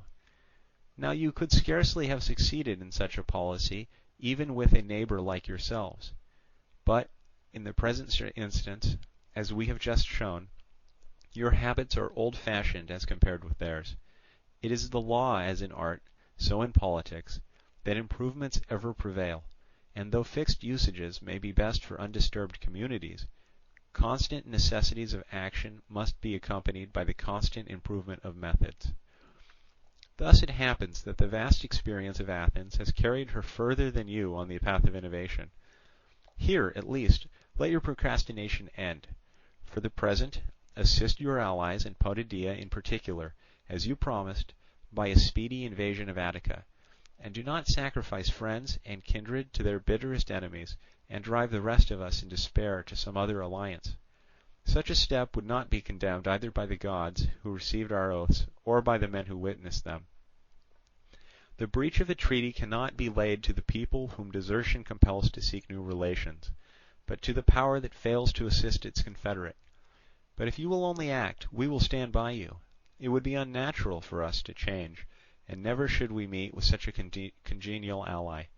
For these reasons choose the right course, and endeavour not to let Peloponnese under your supremacy degenerate from the prestige that it enjoyed under that of your ancestors. Such were the words of the Corinthians. There happened to be Athenian envoys present at Lacedaemon on other business. On hearing the speeches, they thought themselves called upon to come before the Lacedaemonians.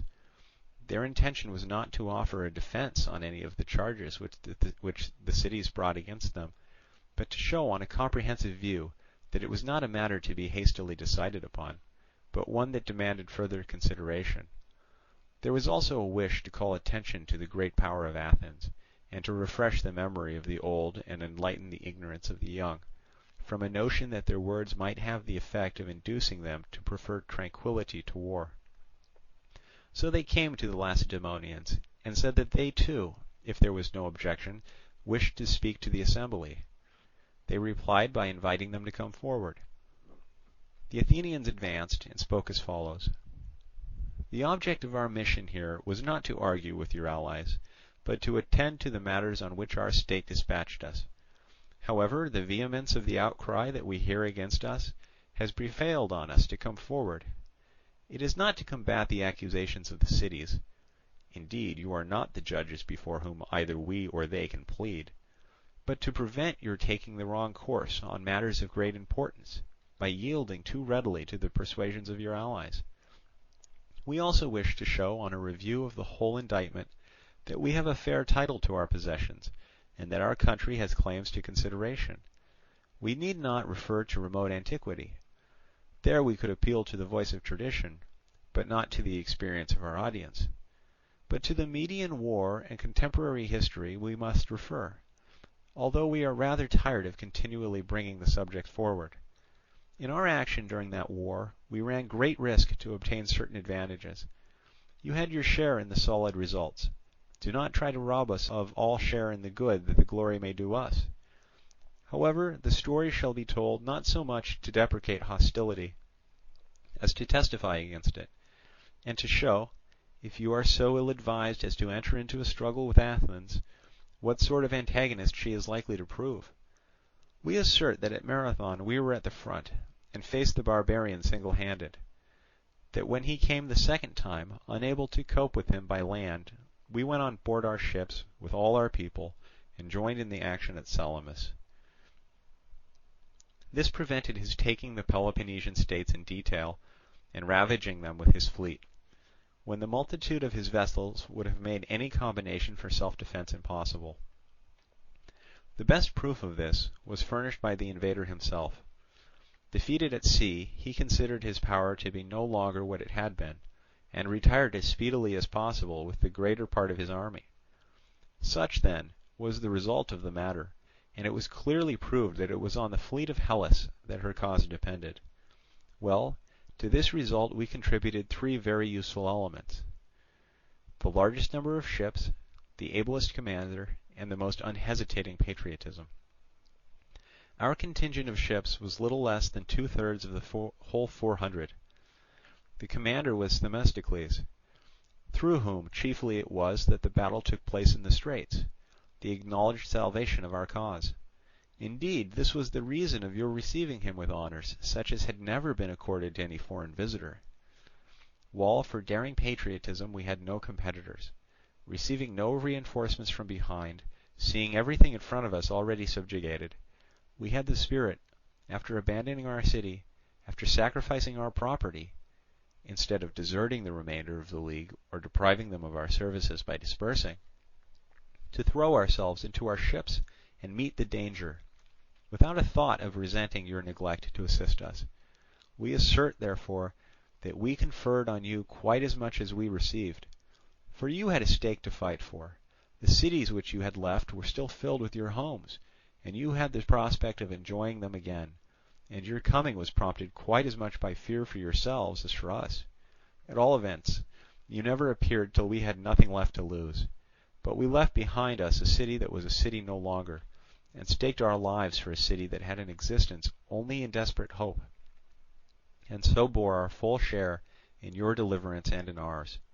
But if we had copied others, and allowed fears for our territory to make us give in our adhesion to the Mede before you came, or if we had suffered our ruin to break our spirit and prevent us embarking in our ships, your naval inferiority would have made a sea fight unnecessary, and his objects would have been peaceably obtained. Surely, Lacedaemonians, neither by the patriotism that we displayed at that crisis, nor by the wisdom of our counsels, do we merit our extreme unpopularity with the Hellenes. Not at least unpopularity for our empire. That empire we acquired by no violent means, but because you were unwilling to prosecute to its conclusion the war against the barbarian, and because the allies attached themselves to us, and simultaneously asked us to assume command. And the nature of the case first compelled us to advance our empire to its present height, fear being our principal motive, though honour and interest afterwards came in. And at last, when almost all hated us, when some had already revolted and had been subdued, when you had ceased to be the friends that you once were, and had become objects of suspicion and dislike, it appeared no longer safe to give up our empire, especially as all who left us would fall to you. And no one can quarrel with a people for making, in matters of tremendous risk, the best provision that it can for its interest. You, at all events, Lacedaemonians, have used your supremacy to settle the states in Peloponnese, as is agreeable to you.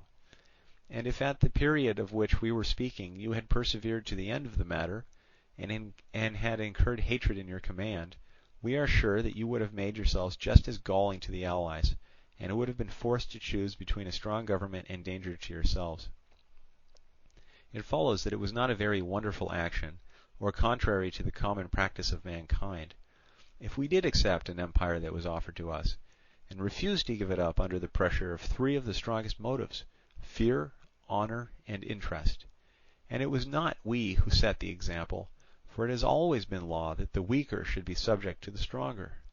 Besides, we believed ourselves to be worthy of our position, and so you thought us till now, when calculations of interest have made you take up the cry of justice, a consideration with no one ever yet brought forward to hinder his ambition when he had a chance of gaining anything by might.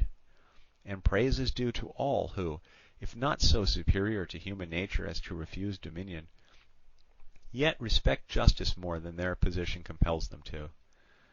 We imagine that our moderation would be best demonstrated by the conduct of others who should be placed in our position. But even our equity has very unreasonably subjected us to condemnation instead of approval.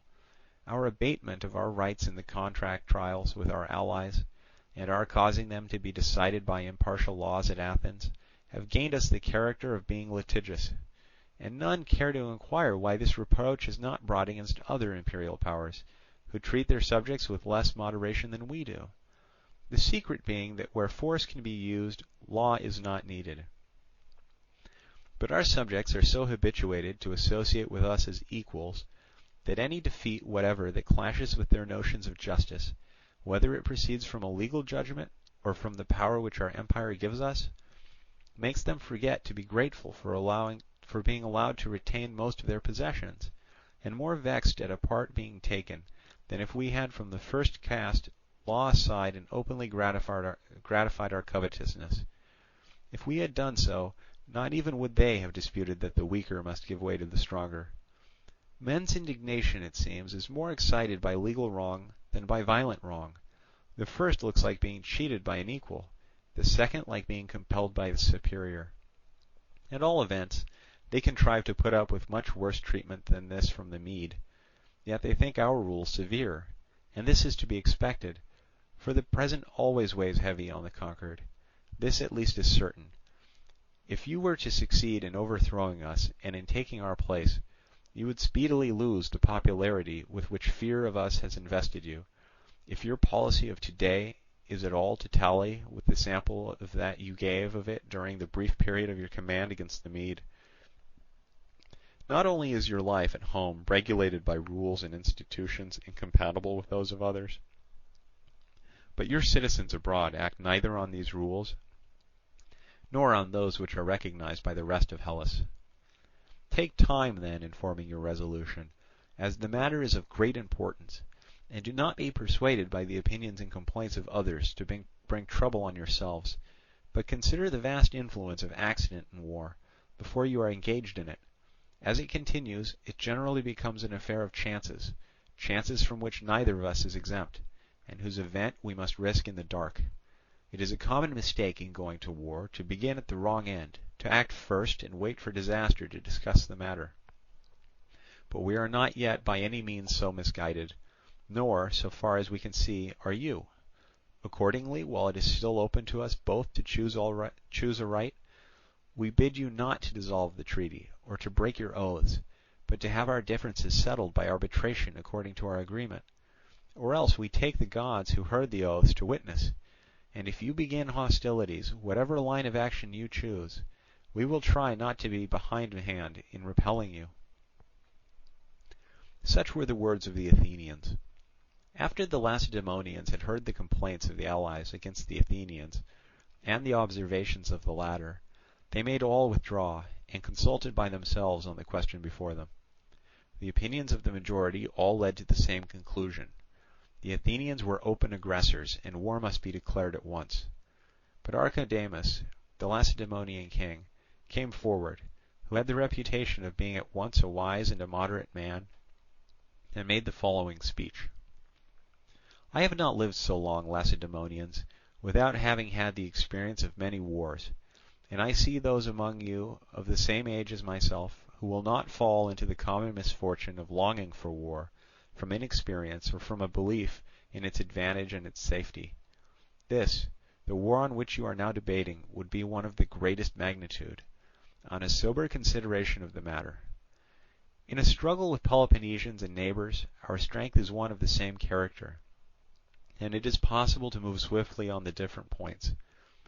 But a struggle with a people who live in a distant land, who have also an extraordinary familiarity with the sea, and who are in the highest state of preparation in every other department, with wealth, private and public, with ships and horses and heavy infantry, and a population such as no one other Hellenic place can equal, and lastly a number of tributary allies.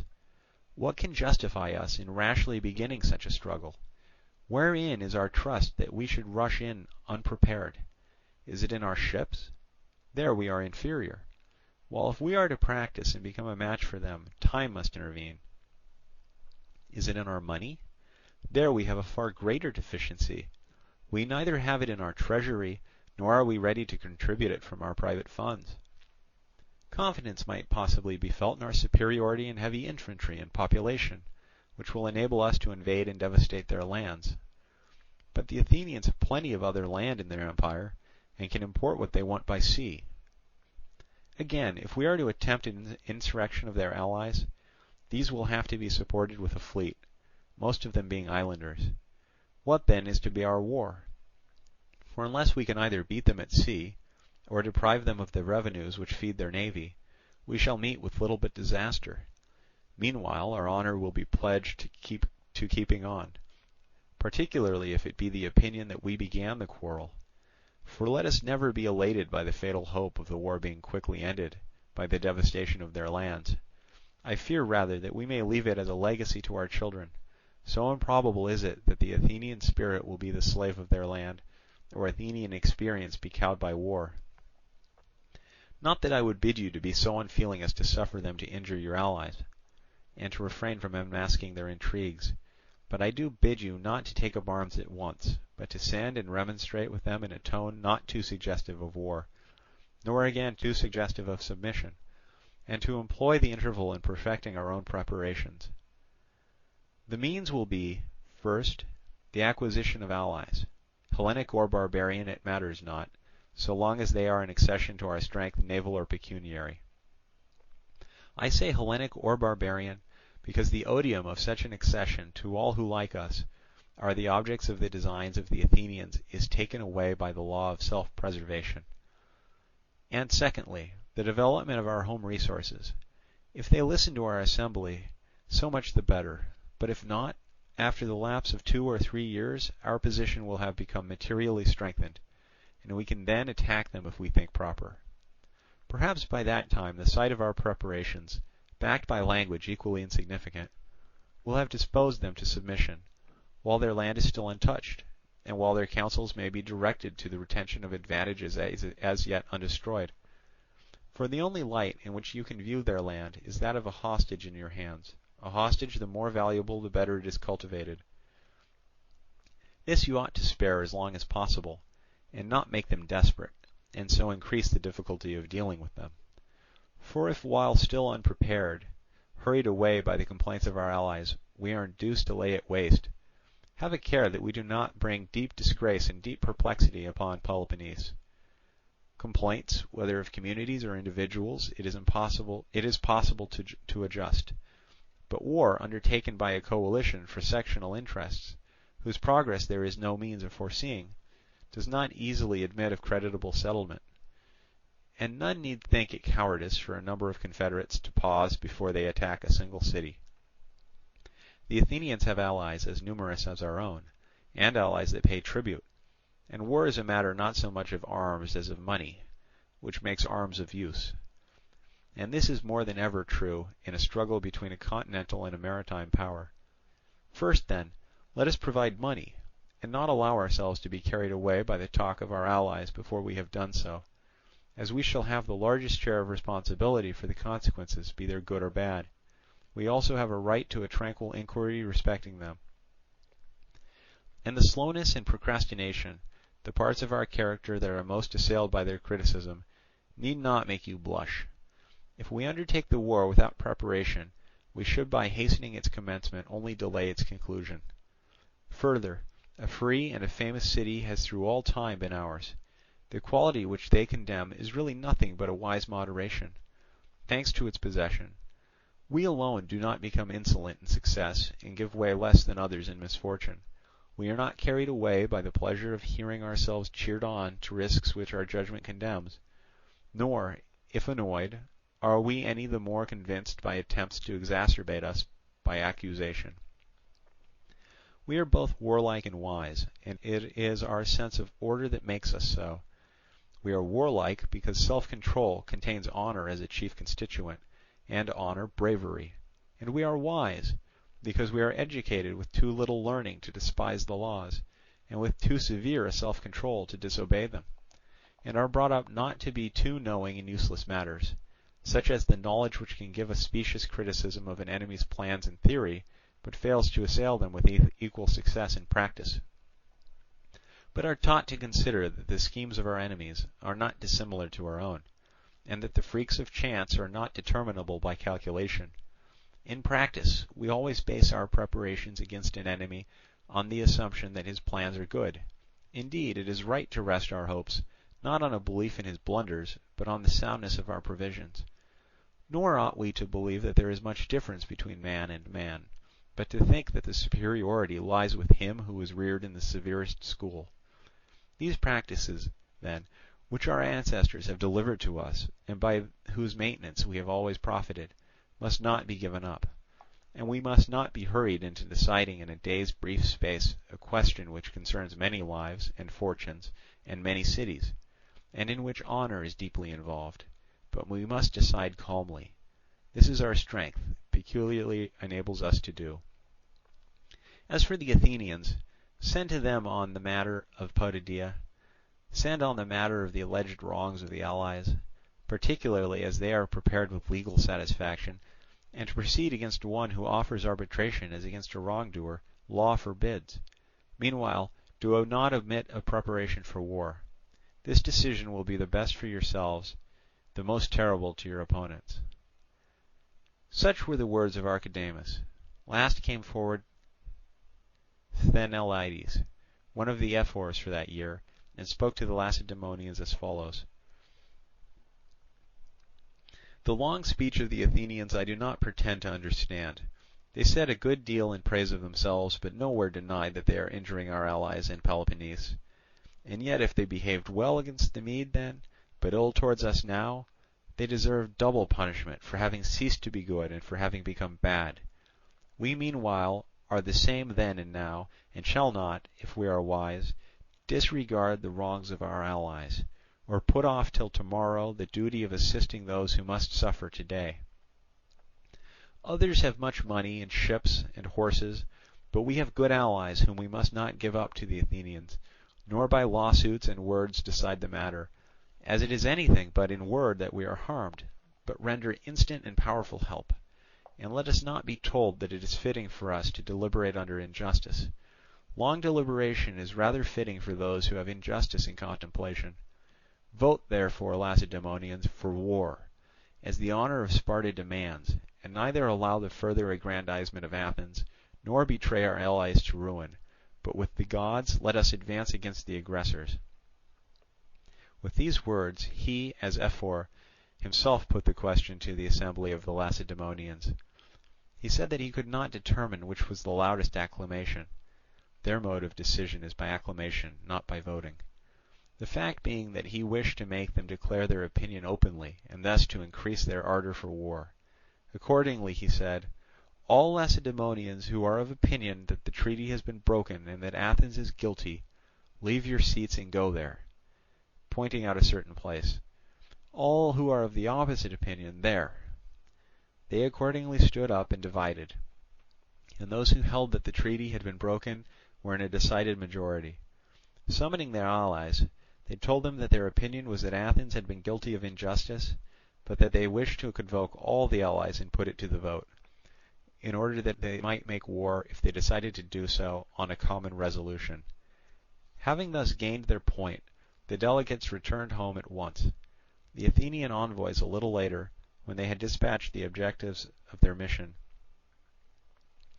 This decision of the assembly, judging that the treaty had been broken, was made in the 14th year of the 30 years' truce, which was entered into after the affair of Euboea. The Lacedaemonians voted that the treaty had been broken, and that the war must be declared, not so much because they were persuaded by the arguments of the allies, as because they feared the growth of the power of the Athenians, seeing most of Hellas already subject to them. This is the end of chapter 3. Chapter 4. From the end of the Persian to the beginning of the Peloponnesian War. The progress from supremacy to empire. The way in which Athens came to be placed in the circumstances under which her power grew was this. After the Medes had returned from Europe, defeated by sea and land by the Hellenes, and after those of them who had fled with their ships to Mycale had been destroyed, Leotychides, king of the Lacedaemonians, the commander of the Hellenes at Mycale, departed home with the allies from Peloponnese. But the Athenians and the allies from Ionia and Hellespont, who had now revolted from the king, remained and laid siege to Sestos, which was still held by the Medes. After wintering before it, they became masters of the place on its evacuation by the barbarians, and after this they sailed away from Hellespont to their respective cities. Meanwhile the Athenian people, after the departure of the barbarian from their country, at once proceeded to carry over their children and wives, and such property as they had left, from the places where they had deposited them, and prepared to rebuild their city and their walls. For only isolated portions of the circumference had been left standing, and most of the houses were in ruins, though a few remained, in which the Persian grandees had taken up their quarters. Perceiving what they were going to do, the Lacedaemonians sent out an embassy to Athens. They would have themselves preferred to see neither her nor any other city in possession of a wall, though here they acted principally at the instigation of their allies, who were alarmed at the strength of her newly acquired navy and the valour which she had displayed in the war with the Medes. They begged her not only to abstain from building walls for herself, but also to join them in throwing down the walls that still held together of the ultra-Pelopennesian cities. The real meaning of their advice, the suspicion that it contained against the Athenians, was not proclaimed. It was urged that so the barbarian, in the event of a third invasion, would not have any strong place, such as he now had in Thebes, for his base of operations, and that the Peloponnese would suffice for all as a base for retreat and offence. After the Lacedaemonians had thus spoken, they were, on the advice of Themistocles, immediately dismissed by the Athenians, with the answer that ambassadors should be sent to Sparta to discuss the question. Themistocles told the Athenians to send him off with all speed to Lacedaemon, but not to dispatch his colleagues as soon as they had selected them, but to wait until they had raised their wall to the height from which defence was possible. Meanwhile the whole population in the city was to labour at the wall, the Athenians, their wives, and their children, sparing no edifice, private or public, which might be of any use to the work, but throwing all down. After giving these instructions, and adding that he would be responsible for all other matters there, he departed. Arrived at Lacedaemon, he did not seek an audience with the authorities, but tried to gain time and made excuses. When any of the government asked him why he did not appear in the assembly, he would say that he was waiting for his colleagues, who had been detained in Athens by some engagement. However, that he expected their speedy arrival, and wondered that they were not yet there. At first the Lacedaemonians trusted the words of Themistocles, through their friendship for him, but when others arrived, all distinctly declaring that the work was going on, and already attaining some elevation, they did not know how to disbelieve it. Aware of this, he told them that rumours are deceptive, and should not be trusted. They should send some reputable persons from Sparta to inspect, whose report might be trusted. They dispatched them accordingly.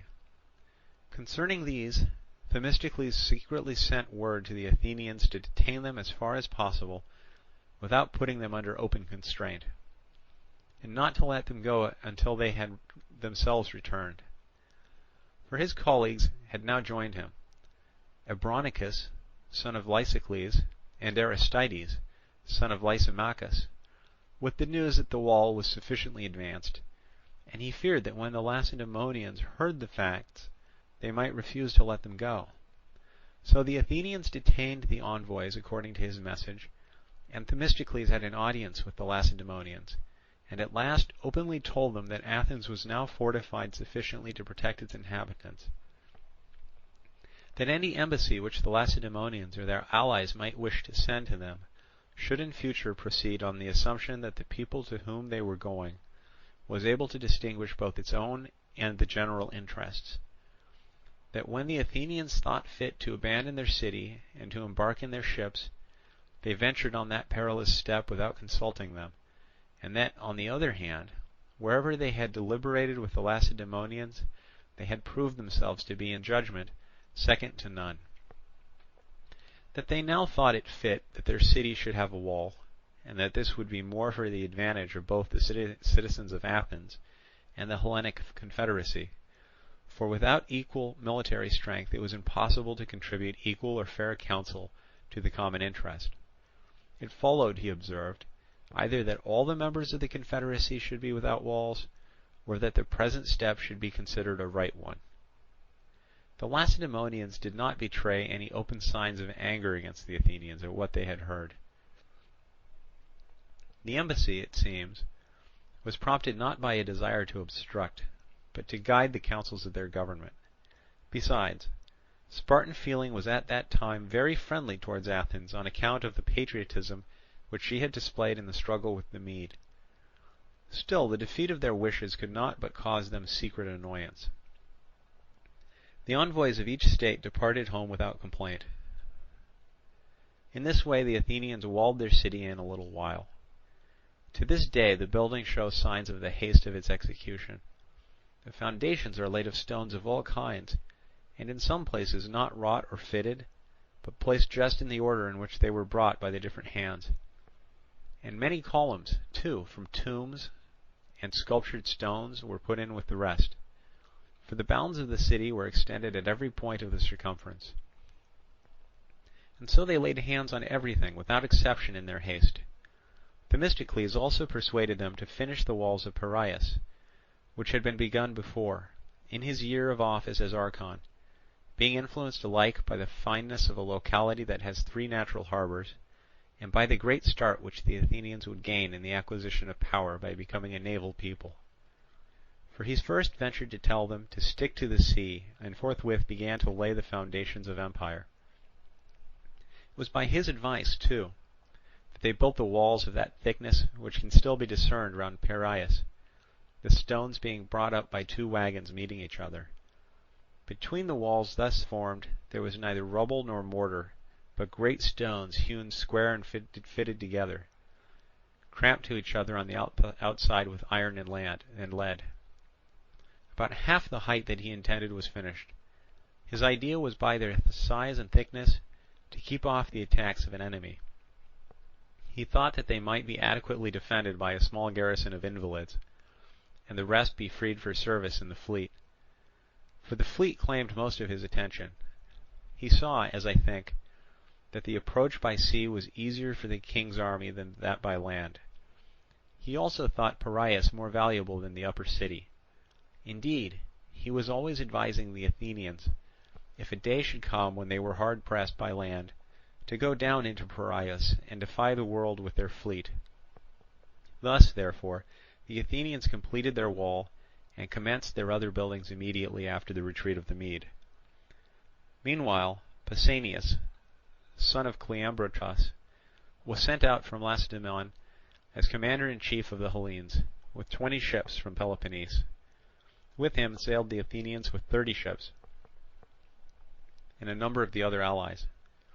They made an expedition against Cyprus and subdued most of the island, and afterwards against Byzantium, which was in the hands of the Medes, and compelled it to surrender. This event took place while the Spartans were still supreme. But the violence of Pausanias had already begun to be disagreeable to the Hellenes, particularly to the Ionians and the newly liberated populations. These resorted to the Athenians and requested them as their kinsmen to become their leaders, and to stop any attempt at violence on the part of Pausanias. The Athenians accepted their overtures, and determined to put down any attempt of the kind to settle everything else as their interests might seem to demand. In the meantime, the Lacedaemonians recalled Pausanias for an investigation of the reports which had reached them. Manifold and grave accusations had been brought against him by Hellenes arriving in Sparta, and, to all appearance, there had been in him more of the mimicry of a despot than of the attitude of a general.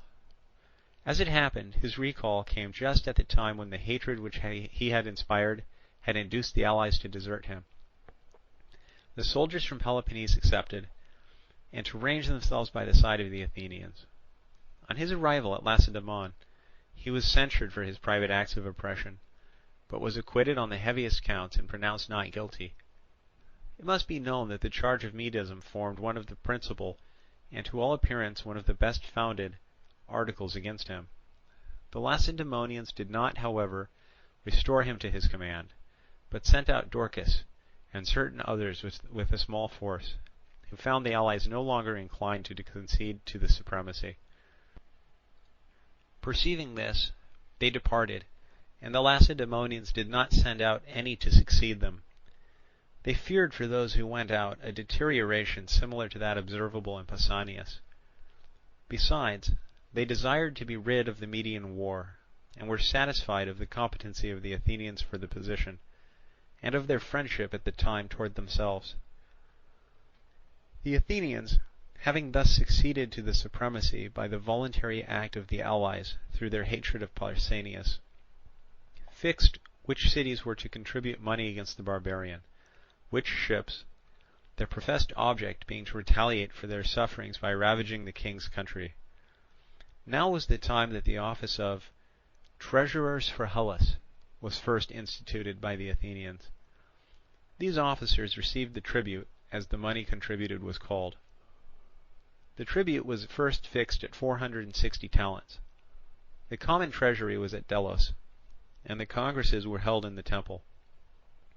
Their supremacy commenced with independent allies who acted on the resolutions of a common congress. It was marked by the following undertakings in war and in administration during the interval between the Median and their present war against the barbarian, against their own rebel allies, and against the Pelopennesian powers, which would come in contact with them on various occasions. My excuse for relating these events, and for venturing on this digression, is that this passage of history has been omitted by all my predecessors, who have confined themselves either to Hellenic history before the Median War, or the Median War itself. Hellenicus, it is true, did touch on these events in his Athenian history, but he is somewhat concise and not accurate in his dates. Besides, the history of these events contains an explanation of the growth of the Athenian Empire. First, the Athenians besieged and captured Ion on the Strymon from the Medes, and made slaves of the inhabitants, being under the command of Cimon, son of Miltiades. Next, they enslaved Syros, the island in the Aegean, containing a Dolopian population, and colonized it themselves. This was followed by a war against Carystus, in which the rest of Euboea remained neutral, and which was ended by surrender on conditions. After this, Naxos left the confederacy, and a war ensued, and she had to return after a siege. This was the first instant of the engagement being broken by the subjugation of an allied city, a precedent which was followed by that of the rest in the order which circumstances prescribed. Of all the causes of defection, that connected with arrears of tribute and vessels, and with failure of service, was the chief. For the Athenians were very severe and exacting, and made themselves offensive by applying the screw of necessity to men who were not used to, and in fact not disposed for any continuous labour. In some other respects the Athenians were not the old popular rulers they had been at first, and if they had more than their fair share of service, it was correspondingly easy for them to reduce any that tried to leave the confederacy. For this the allies had themselves to blame. The wish to get off service, making most of the arrangement to pay their share of the expense in money instead of in ships, and so to avoid having to leave their homes. Thus, while Athens was increasing her navy with the funds which they contributed, a revolt always found them without resources or experience for war. Next we come to the actions by land and by sea at the river Eurymedon, between the Athenians and their allies, and the Medes, when the Athenians won both battles on the same day under the conduct of Cimon, son of Miltiades, and captured and destroyed the whole Phoenician fleet, consisting of 200 vessels.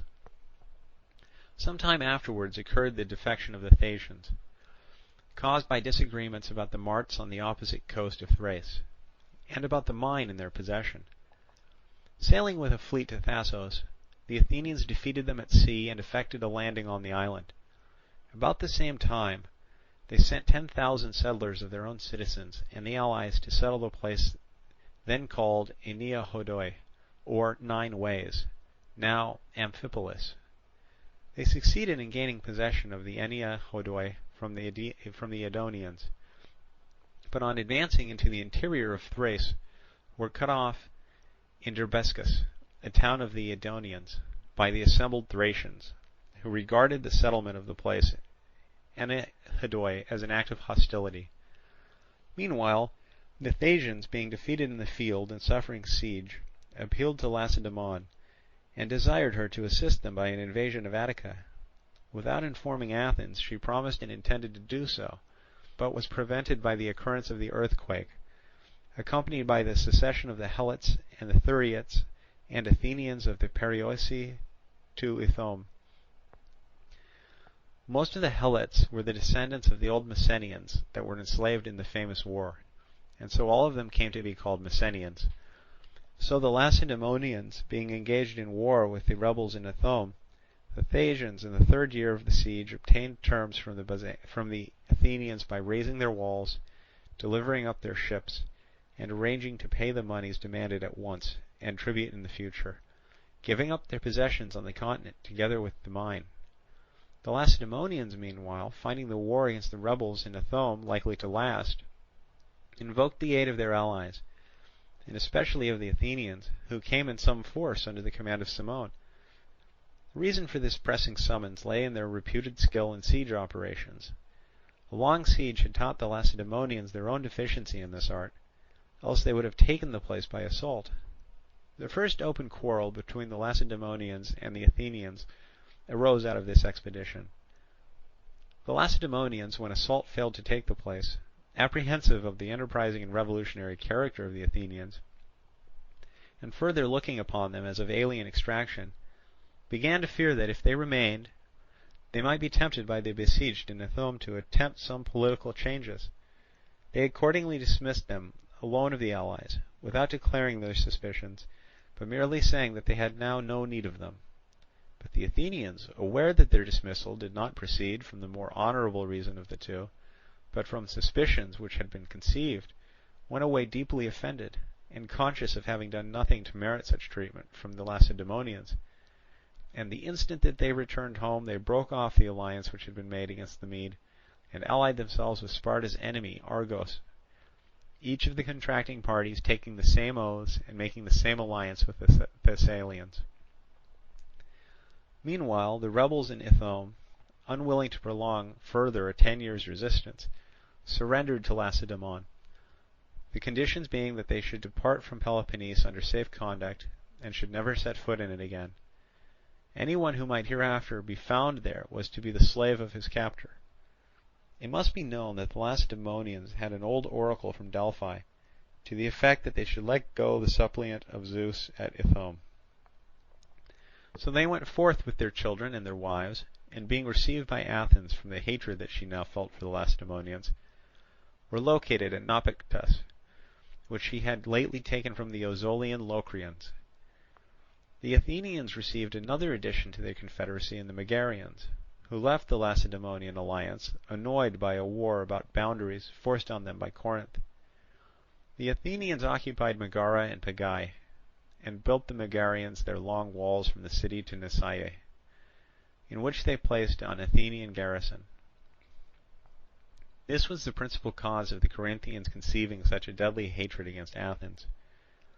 Meanwhile, Inaros, son of Psammetichus, a Libyan king of the Libyans on the Egyptian border, having his headquarters at Maria, the town above Pharos, caused a revolt of almost the whole of Egypt from King Artaxerxes, and, placing himself at its head, invited the Athenians to his assistance. Abandoning a Cyprian expedition upon which they happened to be engaged with 200 ships of their own and their allies, they arrived in Egypt and sailed the sea into the Nile, and making themselves masters of the river and 2/3 of Memphis, addressed themselves to the attack of the remaining third, which is called White Castle. Within it were Persians and Medes who had taken refuge there, and Egyptians who had not joined the rebellion. Meanwhile, the Athenians, making a descent from their fleet upon Heliae, were engaged by a force of Corinthians and Epidaurians, and the Corinthians were victorious. Afterward, the Athenians engaged the Pelopennesian fleet off Cecrophalia, and the Athenians were victorious. Subsequently, war broke out between Aegina and Athens, and there was a great battle at sea off Aegina between the Athenians and the Aeginetans, each being aided by their allies, in which victory remained with the Athenians, who took 70 of the enemy's ships, and landed in the country and commenced a siege under the command of Leocrates, son of Strobius.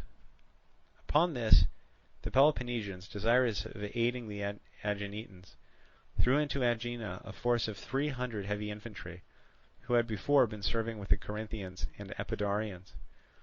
Meanwhile, the Corinthians and their allies occupied the heights of Geraneia, and marched down into the Megarid, in the belief that, with a large force absent in Aegina and Egypt, Athens would be unable to help the Megarians without raising the siege of Aegina.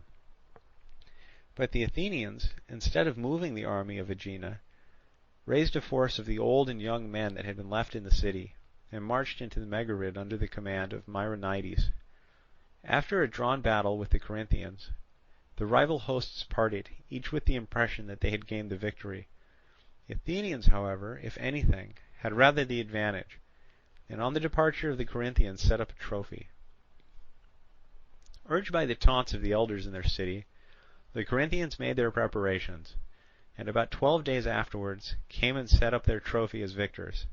Sallying out from Megara, the Athenians cut off the party that was employed in erecting the trophy, and engaged and defeated the rest.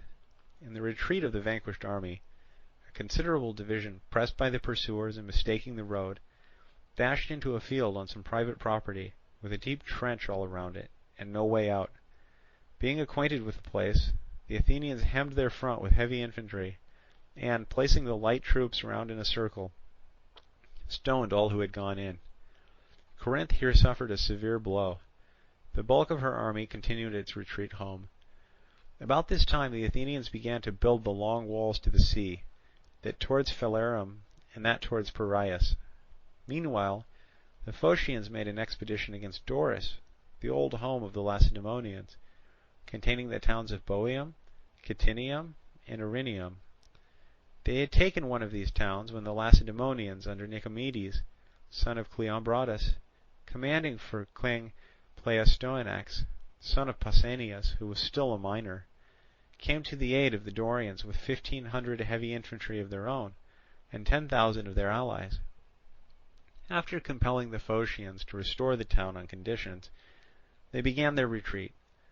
The route by sea across the Chrysian Gulf exposed them to the risk of being stopped by the Athenian fleet, that across Geraneia seemed scarcely safe, the Athenians holding Megara and Pegae.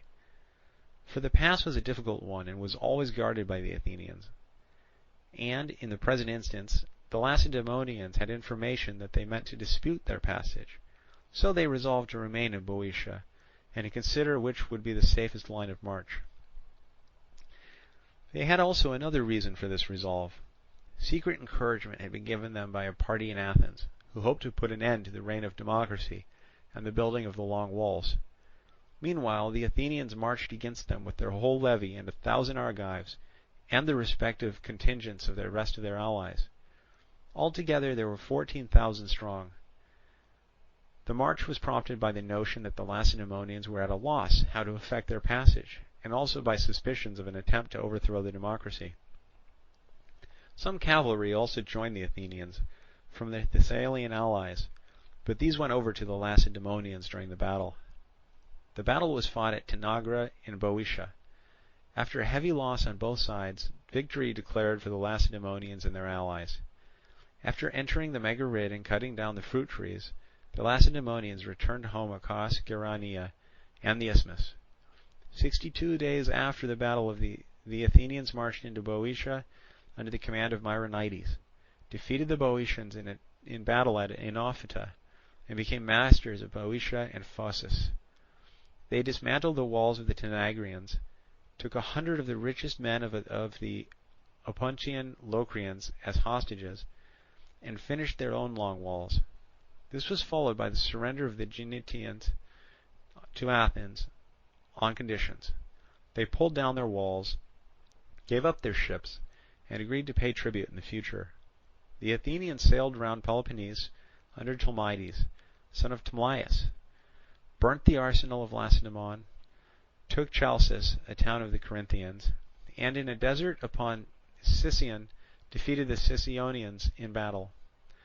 Meanwhile, the Athenians in Egypt and their allies were still there, and encountered all the vicissitudes of war. First, the Athenians were masters of Egypt, and the king sent Megabazus, a Persian to Lacedaemon with money to bribe the Peloponnesians to invade Attica, and so draw off the Athenians from Egypt. Finding that the matter made no progress, and that the money was only being wasted, he recalled Megabazus with the remainder of the money and sent Megabazus, son of Zopyrus, a Persian, with a large army to Egypt. Arriving by land, he defeated the Egyptians and their allies in a battle, and drove the Hellenes out of Memphis, and at length shut them up in the island of Prosopitis, where he besieged them for a year and 6 months. At last, draining the canal of its waters, which he diverted into another channel, he left their ships high and dry and joined most of the island to the mainland, and then marched over on foot and captured it. Thus the enterprise of the Hellenes came to ruin after 6 years of war. Of all that large host, a few travelling through Libya reached Cyrene in safety, but most of them perished. And thus Egypt returned to its subjection to the king, except Amyrtaeus, the king in the marshes, whom they were unable to capture from the extent of the marsh, the marshmen being also the most warlike of the Egyptians. Inaros, the Libyan king, the sole author of the Egyptian revolt, was betrayed, taken, and crucified. Meanwhile, a relieving squadron of 50 vessels had sailed from Athens and the rest of the confederacy for Egypt. They put into shore at the Mendesian mouth of the Niles, in total ignorance of what had occurred. Attacked on the land side by the troops, and from the sea by the Phoenician navy, most of the ships were destroyed.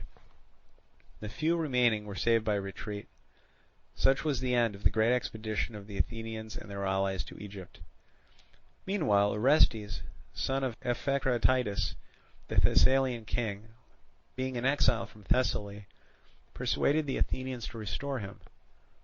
Taking with them the Boeotians and Phocians, their allies, the Athenians marched to Pharsalus in Thessaly. They became masters of the country, though only in the immediate vicinity of the camp, beyond which they could not go for fear of the Thessalian cavalry. But they failed to take the city or to attain any of the other objects of their expedition, and returned home with Orestes without having effected anything. Not long after this, 1,000 of the Athenians embarked in the vessels that were at Pegae. Pegae, it must be remembered, was now theirs, and sailed along the coast to Sicyon under the command of Pericles, son of Xanthippus. Landing in Sicyon, and defeating the Sicyonians who engaged them, they immediately took with them the Achaeans, and, sailing across, marched against and laid siege to Oniide in Acarnania.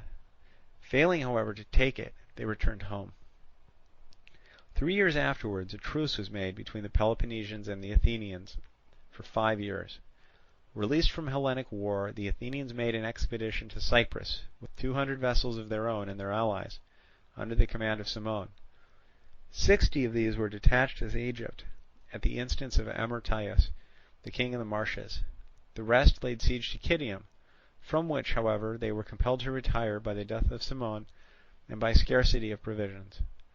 Sailing off Salamis in Cyprus, they fought with the Phoenicians, Cyprians, and Cilicians by land and sea, and, being victorious on both elements, departed home, and with them the returned squadron from Egypt. After this, the Lacedaemonians marched out on a sacred war, and, becoming masters of the temple at Delphi, it in the hands of the Delphians, immediately after their retreat, the Athenians marched out, became masters of the temple, and placed it in the hands of the Phocians. Some time after this, Orchomenus, Chaeronea, and some other places in Boeotia, being in the hands of the Boeotian exiles, the Athenians marched against the above-mentioned hostile places, with 1,000 Athenian heavy infantry and the allied contingents, under the command of Tolmides, son of Ptolemaeus. They took Chaeronea and made slaves of the inhabitants, and, leaving a garrison, commenced their return. On their road, they were attacked at Chaeronea by the Boeotian exiles from Orchomenus, with some Locrians and Euboean exiles, and others who were of the same way of thinking, were defeated in battle, and some killed, others taken captive. The Athenians evacuated all Boeotia by a treaty providing for the recovery of the men, and the exiled Boeotians returned, and with all the rest regained their independence. This was soon afterwards followed by the revolt of Euboea from Athens. Pericles had already crossed over with an army of Athenians to the island, when news was brought to him that Megara had revolted, that the Peloponnesians were on the point of invading Attica, and that the Athenian garrison had been cut off by the Megarians, with the exception of a few who had taken refuge in Nicaea. The Megarians had introduced the Corinthians, Sicyonians, and Epidaurians into the town before they revolted. Meanwhile, Pericles brought his army back in all haste from Euboea. After this, the Peloponnesians marched into Attica as far as Eleusis and Thrius, ravaging the country under the conduct of King Pleistoanax, the son of Pausanias, and without advancing farther, returned home. The Athenians then crossed over again to Euboea under the command of Pericles, and subdued the whole of the island. All but Histia was settled by convention. The Histians they expelled from their homes and occupied their territory themselves. Not long after their return from Euboea, they made a truce with the Lacedaemonians and their allies for 30 years, giving up the posts which they occupied in Peloponnese, Nicaea, Pegaea, Troezen, and Achaia. In the 6th year of the truce, war broke out between the Samians and Milesians about Priene. Worsted in the war, the Milesians came to Athens with loud complaints against the Samians. In this they were joined by certain private persons from Samos itself, who wished to revolutionize the government. Accordingly, the Athenians sailed to Samos with 40 ships and set up a democracy, took hostages from the Samians, 50 boys and as many men, lodged them in Lemnos, and after leaving a garrison in the island returned home. But some of the Samians had not remained in the island, but had fled to the continent. Making an agreement with the most powerful of those in the city, and an alliance with Pisothenus, son of Hystaspes, the then satrap of Sardis, they got together a force of 700 mercenaries, and under cover of night crossed over to Samos. Their first step was to raise on the commons, most of whom they secured. Their next to steal their hostages from Lemnos, after which they revolted, gave up the Athenian garrison left with them and its commanders to Pisothenus, and instantly prepared for an expedition against Miletus. The Byzantines also revolted with them. As soon as the Athenians heard the news, they sailed with 60 ships against Samos. 16 of these went to Caria to look out for the Phoenician fleet, and to Chios and Lesbos, carrying round orders for reinforcements, and so never engaged. But 44 ships under the command of Pericles, with 9 colleagues, gave battle, off the island of Tragia, to 70 Samian vessels, of which 20 were transports, as they were sailing from Miletus. Victory remained with the Athenians. Reinforced afterwards by 40 ships from Athens and 25 Chian and Lesbian vessels, the Athenians landed, and having the superiority by land, invested the city with 3 walls. It was also invested from the sea. Meanwhile, Pericles took 60 ships from the blockading squadron and departed in haste for Caunus and Caria, intelligence having been brought in on the approach of the Phoenician fleet to the aid of the Samians. Indeed, Stesagoras and others had left the island with 5 ships to bring them. But in the meantime the Samians made a sudden sally and fell on the camp, which they found unfortified. Destroying the lookout vessels and engaging and defeating such as were being launched to meet them, they remained masters of their own seas for 14 days, and carried in and carried out what they pleased. But on the arrival of Pericles they were once more shut up. Fresh reinforcements arrived afterwards. 40 ships from Athens with Thucydides, Hagnon, and Phormio, 20 with Tlepolemus and Anticles, and 30 vessels from Chios and Lesbos. After a brief attempt at fighting, the Samians, unable to hold out, were reduced after a 9-month siege and surrendered on conditions. They razed their walls, gave hostages, delivered up their ships, and arranged to pay the expenses of the war by installment.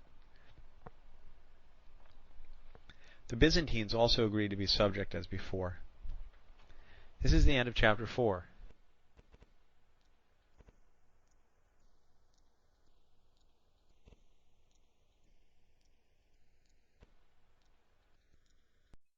Book 1, Chapter 5. Second Congress at Lacedaemon. Preparations for war and diplomatic skirmishes. Ceylon, Pausanias, Themistocles. After this, though not many years later, we at length come to what has already related, the affairs of Corcyra and Potidæa, and the events that served as a pretext for the present war. All these actions of the Hellenes against each other and the barbarian occurred in the 50 years interval between the retreat of Xerxes and the beginning of the present war. During this interval the Athenians succeeded in placing their empire on a firmer basis, and advanced their own home power to a very great height. The Lacedaemonians, though fully aware of it, opposed it only for a little while, but remained inactive during most of the period, being of old slow to go to war except under the pressure of necessity, and in the present instance being hampered by wars at home, until the growth of the Athenian power could be no longer ignored, and their confederacy became the object of its encroachments. They then felt they could endure it no longer, but that the time had come for them to throw themselves heart and soul upon the hostile power, and break it, if they could, by commencing the present war. And though the Lacedaemonians had made up their own minds on the fact of the breach of the treaty and the guilt of the Athenians, yet they sent to Delphi and inquired of the god whether it would be well with them if they went to war, and, as it is reported, received from him the answer that if they put their whole strength into the war, victory would be theirs, and the promise that he himself would be with them, whether invoked or uninvoked. Still, they wished to summon their allies again, and to take their vote on the propriety of making war. After the ambassadors from the confederates had arrived and a congress had been convened, they all spoke their minds, most of them denouncing the Athenians and demanding that the war should begin. In particular the Corinthians. They had before, on their own account, canvassed the cities in detail to induce them to vote for the war, in the fear that it might come too late to save Potidæa. They were present also on this occasion, and came forward the last, and made the following speech. Fellow allies, we can no longer accuse the Lacedaemonians of having failed in their duty. They have not only voted for war themselves, but have assembled us here for that purpose. We say their duty, for supremacy has its duties. Besides equitably administering private interests, leaders are required to show a special care for the common welfare, in return for the special honours accorded to them by all in other ways. For ourselves, all who have already had dealings with the Athenians require no warning to be on their guard against them. The states more inland and out of the highway of communication should understand that, if they omit to support the coast powers, the result will be to injure the transit of their produce for exportation and the reception and exchange of their imports from the sea. And they must not be careless judges of what is now said, as if it had nothing to do with them, but must expect that the sacrifice of the powers on the coast will one day be followed by the extension of the danger to the interior, and must recognize that their own interests are deeply involved in this discussion. For these reasons they should not hesitate to exchange peace for war. If wise men remain quiet while they are not injured, brave men abandon peace for war when they are injured, returning to an understanding on a favourable opportunity. In fact, they are neither intoxicated by their success in war, nor disposed to take an injury for the sake of the delightful tranquillity of peace. Indeed, to falter for the sake of such delights is, if you remain inactive, the quickest way of losing the sweets of repose to which you cling, while to conceive extravagant pretentious success in war is to forget how hollow is the confidence by which you are elated. For if many ill-conceived plans have succeeded through the still greater fatuity of an opponent, many more, apparently well laid, have on the contrary ended in disgrace. The confidence with which we form our schemes is never completely justified in their execution. Speculation is carried on in safety, but, when it comes to action, fear causes failure. To apply these rules to ourselves, if we are now kindling war, it is under the pressure of injury, with adequate grounds of complaint, and after we have chastised the Athenians, we will in season desist. We have many reasons to expect success. First, superiority in numbers and in military experience, and second, our general and unvarying obedience in the execution of orders. The naval strength which they possess shall be raised by us from our respective antecedent resources, and from the moneys at Olympia and Delphi. A loan from these enables us to seduce their foreign sailors by the offer of higher pay, for the power of Athens is more mercenary than national, while ours will not be exposed to the same risk, as its strength lies more in men than in money. A single defeat at sea is in all likelihood their ruin. Should they hold out, in that case there will be the more time for us to exercise ourselves in naval matters, and as soon as we have arrived at an equality in science, we need scarcely ask whether we shall be their superiors in courage. For the advantages that we have by nature they cannot acquire by education, while their superiority in science must be removed by our practice. The money required for these objects shall be provided by our contributions. Nothing, indeed, could be more monstrous than the suggestion that, while their allies never tire of contributing for their own servitude, we should refuse to spend for vengeance and self-preservation the treasure by which such refusal we shall forfeit to Athenian rapacity and see employed for our own ruin. We have also other ways of carrying on the war, such as revolt of their allies, the surest method of depriving them of their revenues, which are the source of their strength, and establishment of fortified positions in their country, and various operations which cannot be foreseen at present. For war of all things proceeds least upon definite rules, but draws principally upon itself for contrivances to meet an emergency, and in such cases the party who faces the struggle and keeps his temper best meets with most security, and he who loses his temper about it with correspondent disaster. Let us also reflect that if it was merely a number of disputes of territory between rival neighbours, it might be borne. But here we have an enemy in Athens that is a match for our whole coalition, and more than a match for any of its members, so that unless as a body, and as individual nationalities and individual cities, we make a unanimous stand against her, she will easily conquer us, divided and in detail. That conquest, terrible as it may sound, would, it must be known, have no other end than slavery pure and simple, a world which Peloponnese cannot even hear whispered without disgrace, or without disgrace see so many states abused by one. Meanwhile, the opinion would be either that we were justly so used, or that we put up with it from cowardice, and were proving degenerate sons, and not even securing for ourselves the freedom which our fathers gave to Hellas, and in allowing the establishment in Hellas of a tyrant state, though in individual states we think it our duty to put down sole rulers. And we do not know how this conduct can be held free from three of the gravest failings: want of sense, of courage, or of vigilance. For we do not suppose that you have taken refuge in that contempt of an enemy which has proved so fatal in so many instances, a feeling which from the numbers that it has ruined has come to be called not contemptuous but contemptible. There is, however, no advantage in reflections on the past further than may be of service to the present. For the future we must provide by maintaining what the present gives us and redoubling our efforts.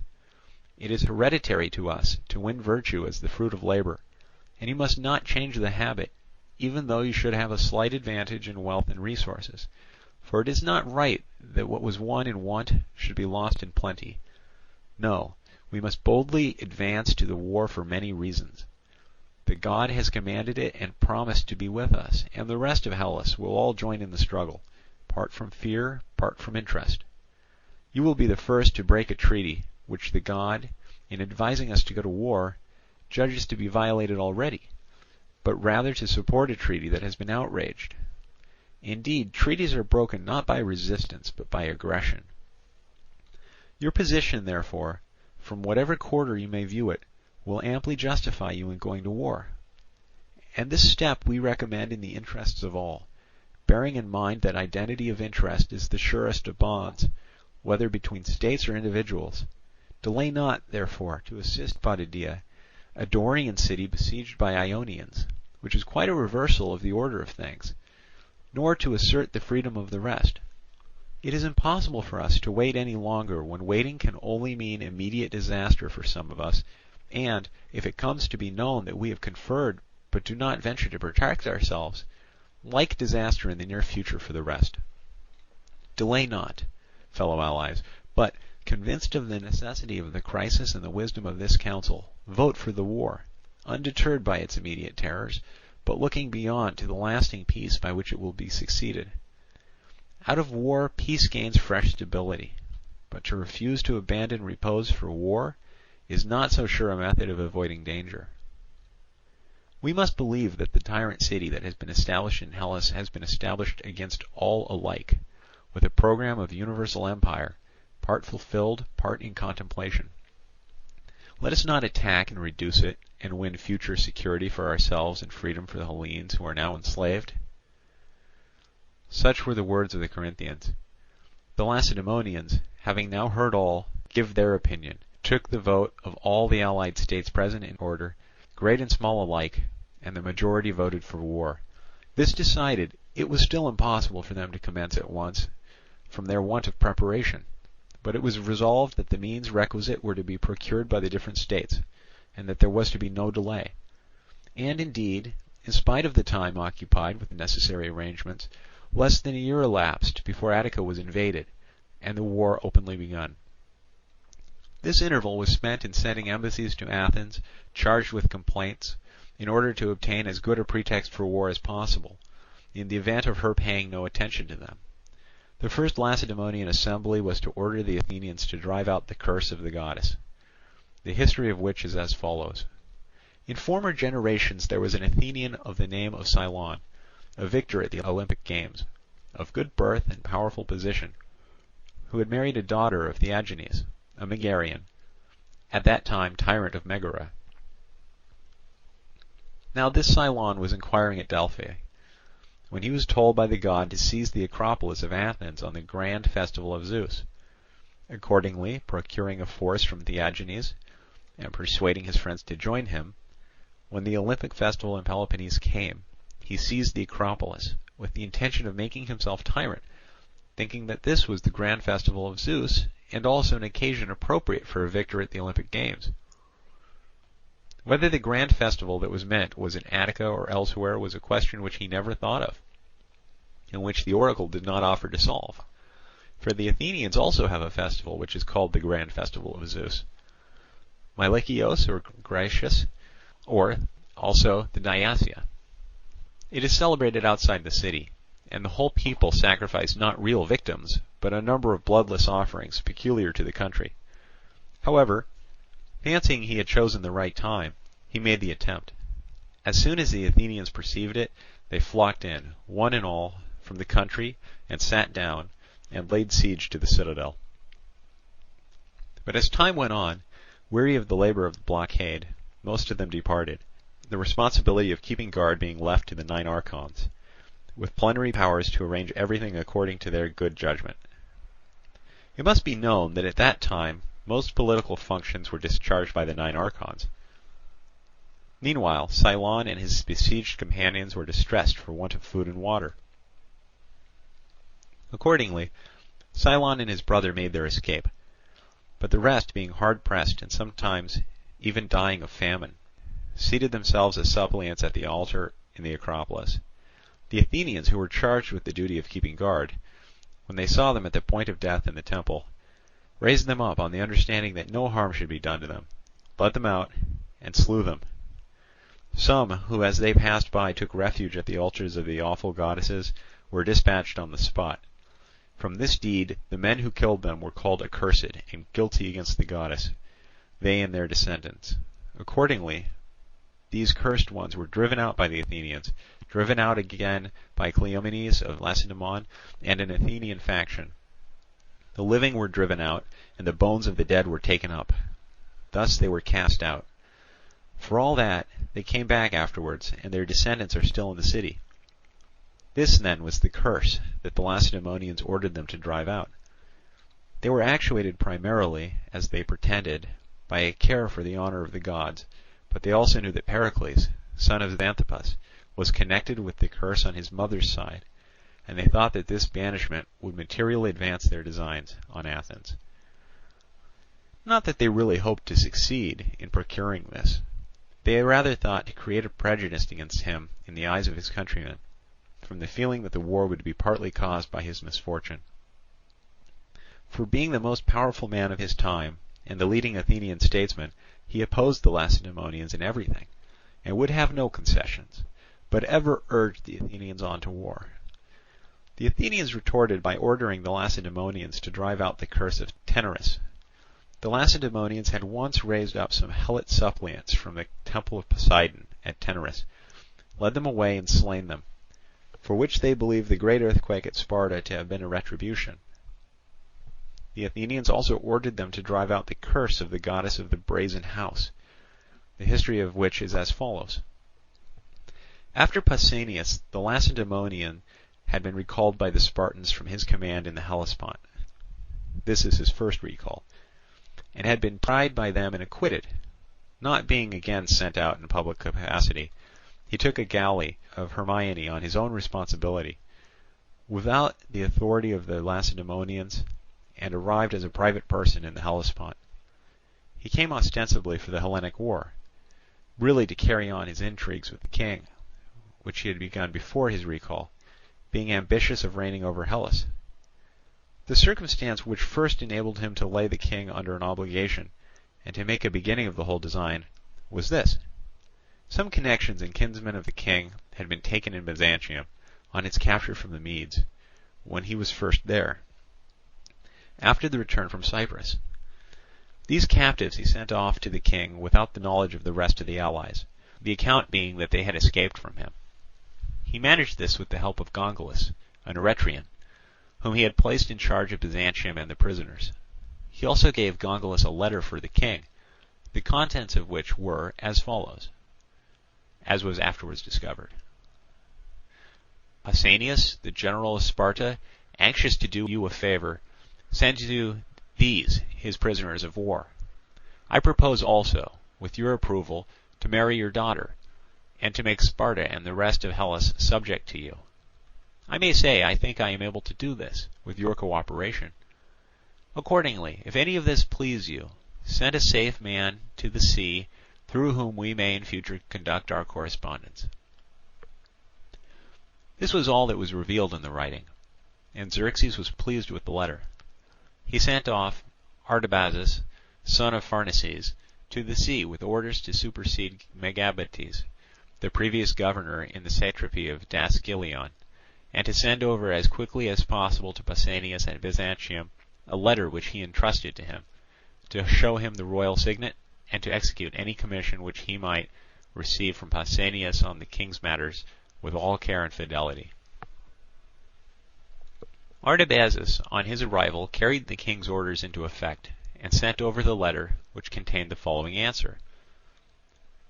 Thus saith King Xerxes to Pausanias, For the men whom you have saved for me across the sea from Byzantium, an obligation is laid up for you in our house, recorded forever, and with your proposals I am well pleased. Let neither night or day stop you from diligently performing any of your promises to me. Neither for cost of gold nor of silver let them be hindered, nor yet for number of troops. Wherever it may be that their presence is needed, but with Artabazus, an honourable man whom I send you, boldly advance my objects and yours, as may be most for the honour and interest of us both. Before held in high honour by the Hellenes as the hero of Plataea, Pausanias, after the receipt of this letter, became prouder than ever, and could no longer live in the usual style, but went out of Byzantium in a Median dress, was attended on his march through Thrace by a bodyguard of Medes and Egyptians, kept a Persian table, and was quite unable to contain his intentions, but betrayed by his conduct in trifles what his ambition looked one day to enact on a grander scale. He also made himself difficult of access, and displayed so violent a temper to every one without exception that no one could come near him. Indeed, this was the principal reason why the confederacy went over to the Athenians.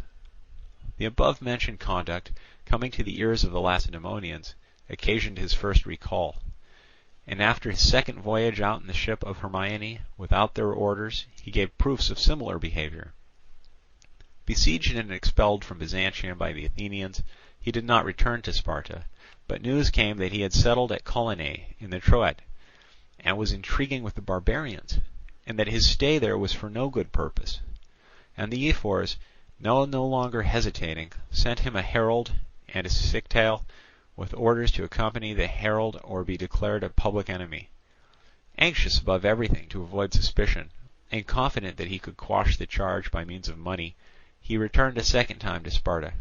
At first thrown into prison by the ephors, whose powers enabled them to do this to the king, soon compromised the matter and came out again, and offered himself for trial to any who wished to institute an inquiry concerning him. Now the Spartans had no tangible proof against him, neither his enemies nor the nation, of that indubitable kind required for the punishment of a member of the royal family, and at that moment in high office, he being regent for his first cousin King Pleistarchus, Leonidas' son, who was still a minor. But by his contempt of the laws and imitation of the barbarians, he gave grounds for much suspicion of his being discounted with things established. All the occasions on which he had in any way departed from the regular customs were passed in review, and it was remembered that he had taken upon himself to have inscribed on the tripod at Delphi, which was dedicated by the Hellenes as the first fruits of the spoil of the Medes, the following couplet: The Mede defeated, great Pausanias raised this monument, that Phoebus might be praised. At the time the Lacedaemonians had at once erased the couplet, and inscribed the names of the cities that had aided in the overthrow of the barbarian and dedicated the offer. Yet it was considered that Pausanias had here been guilty of a grave offence, which, interpreted by the light of the attitude which he had since assumed, gained a new significance, and seemed to be quite in keeping with his present schemes.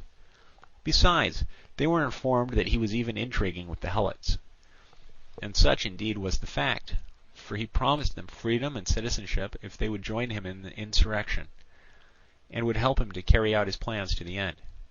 Even now, mistrusting the evidence even of the Helots themselves, the ephors would not consent to take any decided step against him, in accordance with their regular custom towards themselves, namely, to be slow in taking any irrevocable resolve in the matter of a Spartan citizen without indisputable proof. At last, it is said, the person who was going to carry to Artabazus the last letter for the king, a man of Argolis, once the favourite and most trusty servant of Pausanias, turned informer. Alarmed by the reflection that none of the previous messengers had ever returned, having counterfeited the seal, in order that, if he found himself mistaken in his surmises, or if Pausanias should ask to make some correction, he might not be discovered, he undid the letter and found the postscript that he had suspected, i.e. an order to put him to death. On being shown the letter, the ephors now felt more certain. Still, they wished to hear Pausanias commit himself with their own ears. Accordingly, the man went by appointment to Taenarus as a suppliant, and there built himself a hut divided into two by a partition, within which he concealed some of the ephors and let them hear the whole matter plainly. For Pausanias came to him and asked him the reason of his suppliant position. And then the man reproached him with the order that he had written concerning him, and one by one declared all the rest of the circumstances, how he who had never yet brought him into any danger, while employed as agent between him and the king, was yet just like the mass of his servants to be rewarded with death. Admitting all this, and telling him not to be angry about the matter, Pausanias gave him the pledge of raising him up from the temple, and begged him to set off as quickly as possible, and not to hinder the business in hand. The ephors listened carefully, and then departed, taking no action for the moment, but having at last attained certainty, were preparing to arrest him in the city. It is reported that, as he was about to be arrested in the street, he saw from the face of one of the ephors what was coming. Another too made him a secret signal and betrayed it to him from kindness. Setting off with a run for the temple of the goddess of the brazen house, the enclosure of which was near at hand, he succeeded in taking sanctuary before they took him, and entering into a small chamber which formed part of the temple, to avoid being exposed to the weather, lay still there. The ephors, for the moment distanced in their pursuit, afterwards took off the roof of the chamber, and having made sure that he was inside, shut him in, barricaded the doors, and staying before the place, reduced him by starvation. When they found that he was on the point of expiring, just as he was, in the chamber, they brought him out of the temple, while the breath was still in him, and as soon as he was brought out he died. They were going to throw him into the Gyades, where they cast criminals, but finally decided to inter him somewhere near. But the god at Delphi afterwards ordered the Lacedaemonians to remove the tomb to the place of his death, where he now lies in the consecrated ground, as an inscription on a monument declares, and as what had been done was a curse to them, to give back 2 bodies instead of 1 to the goddess of the brazen house. So they had 2 brazen statues made, and dedicated themselves as a substitute for Pausanias. The Athenians retorted by telling the Lacedaemonians to drive out what the god himself had pronounced to be a curse, to return to the medism of Pausanias. Matter was found in the course of the inquiry to implicate Themistocles, and the Lacedaemonians accordingly sent envoys to the Athenians and required them to punish him as they had punished Pausanias. The Athenians consented to do so, but he had, as it happened, been ostracized, and, with a residence at Argos, was in the habit of visiting other parts of Peloponnese. So they sent with the Lacedaemonians, who were ready to join in the pursuit, persons with instructions to take him wherever they found him. But Themistocles got scent of their intentions and fled from Peloponnese to Corcyra, which was under obligations towards him. But the Corcyrians alleged that they could not venture to shelter him at the cost of offending Athens and Lacedaemon, and they conveyed him over to the continent opposite. Pursued by the officers who hung on the report of his movements, at a loss where to turn, he was compelled to stop at the house of Admetus, the Molossian king, though they were not on friendly terms. Admetus happened not to be indoors, but his wife, to whom he had made himself a suppliant, instructed him to take their child in his arms and sit down by the hearth. Soon afterwards Admetus came in, and Themistocles told him who he was, and begged him not to revenge on Themistocles in exile any opposition which his request might have experienced from Themistocles at Athens. Indeed, he was now far too low for his revenge. Retaliation was only honourable between equals. Besides, his opposition to the king had only affected the success of a request, not the safety of his person. If the king were to give him up to the pursuers that he mentioned, and the fate which they intended for him, he would just be consigning him to certain death. The king listened to him, and raised him up with his son, as he was sitting with him in his arms, after the most effectual method of supplication, and on the arrival of the Lacedaemonians not long afterwards, refused to give him up for anything they could say, but sent him off by land to the other sea to Pydna in Alexander's domains, as he wished to go to the Persian king. There he met with a merchantman on the point of starting for Ionia. Going on board, he was carried by a storm to the Athenian squadron which was blockading Naxos. In his alarm, he was luckily unknown to the people in the vessel. He told the master who he was and what he was flying for, and said that if he refused to save him, he would declare that he was taking him for a bribe. Meanwhile, their safety consisted in letting no one leave the ship until a favourable time for sailing should arise. If he complied with his wishes, he promised him a proper recompense. The master acted as he desired, and after lying to for a day and a night out of reach of the squadron, at length arrived at Ephesus. After having rewarded him with a present of money, as soon as he received some from his friends at Athens and from his secret hoards at Argos, Themistocles started inland with one of the coast Persians, and sent a letter to King Artaxerxes, Xerxes' son, who had just come to the throne. Its contents were as follows: I, Themistocles, am come to you, who did your house more harm than any of the Hellenes, when I was compelled to defend myself against your father's invasion. Harm, however, far surpassed by the good that I did him during his retreat, which brought no danger from me but much for him. For the past, you are a good turn in my debt. Here he mentioned the warning sent to Xerxes from Salamis to retreat, as well as his finding the bridges unbroken, which, as he falsely pretended, was due to him. For the present, able to do you great service, I am here, pursued by the Hellenes for my friendship for you. However, I desire a year's grace, when I shall be able to declare in person the objects of my coming. It is said that the king approved his intention, and told him to do as he said. He employed the interval in making what progress he could in the study of the Persian tongue, and of the customs of the country. Arrived at court at the end of the year, he attained to very high consideration there, such as no Hellene has ever possessed before or since, partly from his splendid antecedents, partly from the hopes which he held out of effecting for him the subjugation of Hellas, but principally by the proof which experience daily gave of his capacity. For Themistocles was a man who exhibited the most indubitable signs of genius. Indeed, in this particular he has a claim on our admiration quite extraordinary and unparalleled. By his own native capacity, alike unformed and unsupplemented by study, he was at once the best judge in those sudden crises which admit of little or no deliberation, and the best prophet of the future, even to its most distant possibilities.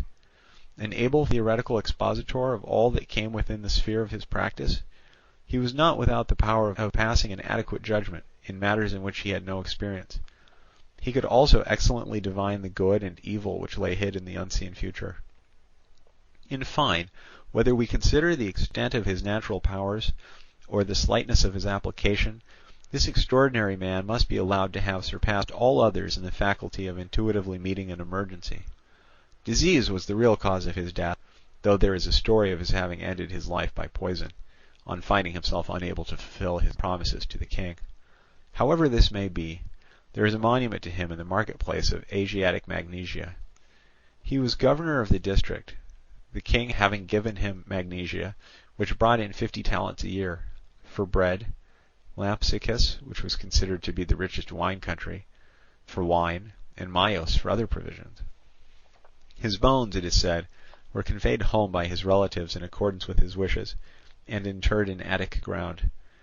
This was done without the knowledge of the Athenians, as it is against the law to bury in Attica an outlaw for treason. So ends the history of Pausanias and Themistocles, the Lacedaemonian and the Athenian, the most famous men of their time in Hellas. To return to the Lacedaemonians, the history of their first embassy, the injunctions which it conveyed, and the rejoinder which it provoked, concerning the expulsion of the accursed persons, have been relayed already. It was followed by a second, which ordered Athens to raise the siege of Potidæa and to respect the independence of Aegina.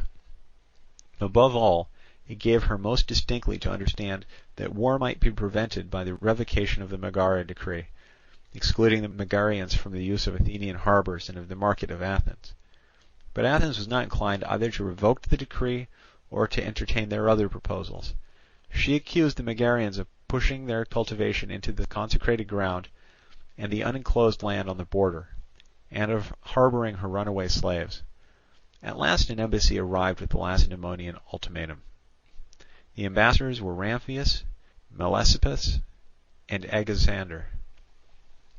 Not a word was said on any of the old subjects. There was simply this: Lacedaemon wishes the peace to continue, and there is no reason why it should not, if you would leave the Hellenes independent. Upon this the Athenians held an assembly, and laid the matter before their consideration. It was resolved to deliberate once and for all on all their demands, and to give them an answer. There were many speakers who came forward and gave their support to one side or the other, urging the necessity of war, or the revocation of the decree and the following of allowing it to stand in the way of peace.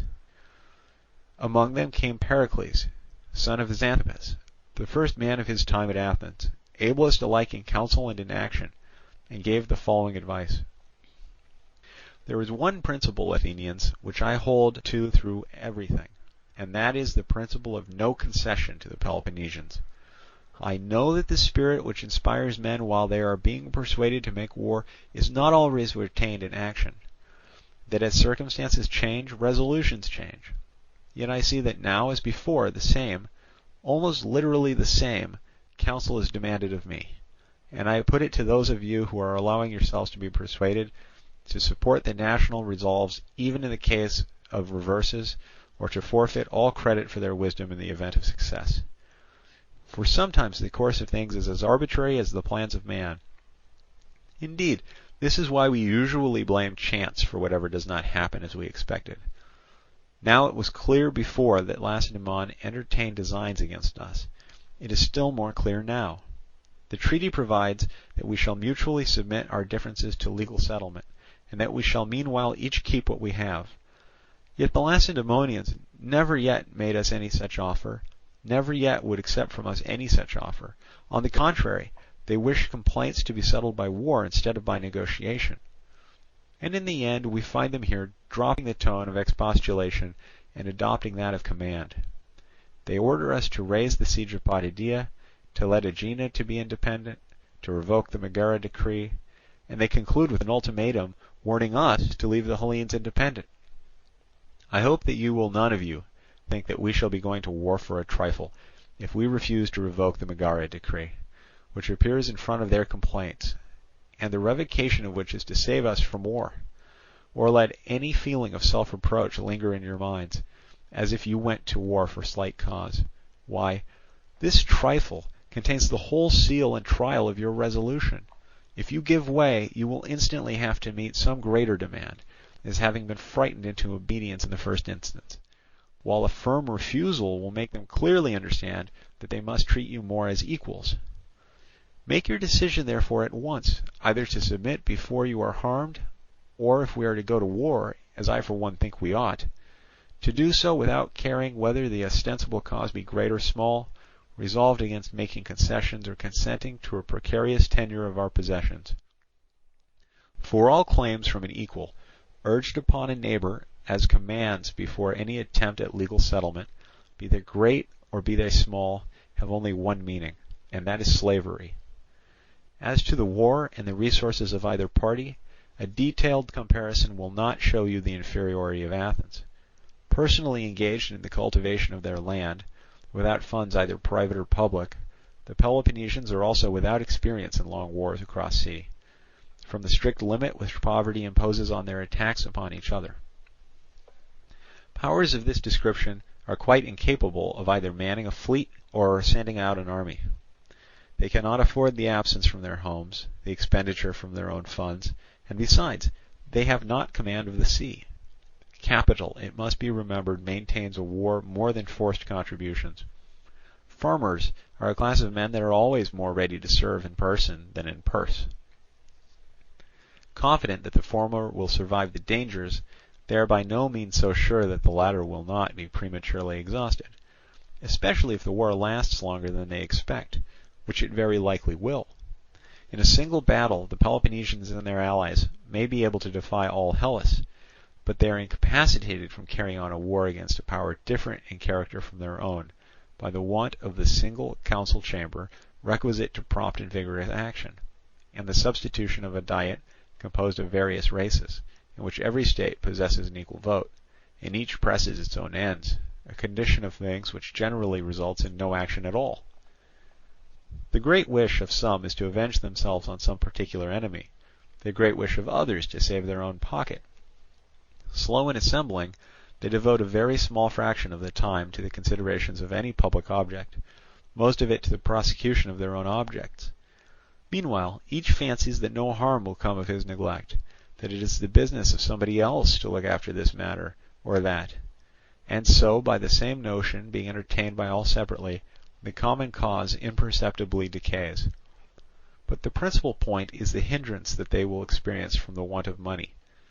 The slowness with which it comes in will cause delay, but the opportunities of war wait for no man.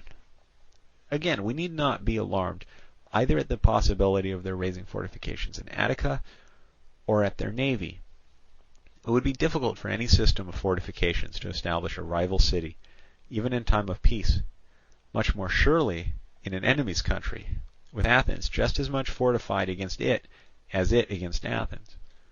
While a mere post might be able to do some harm to the country by incursions and by the facilities which it would afford for desertion, but can never prevent our sailing into their country and raising fortifications there, and making reprisals with our powerful fleet.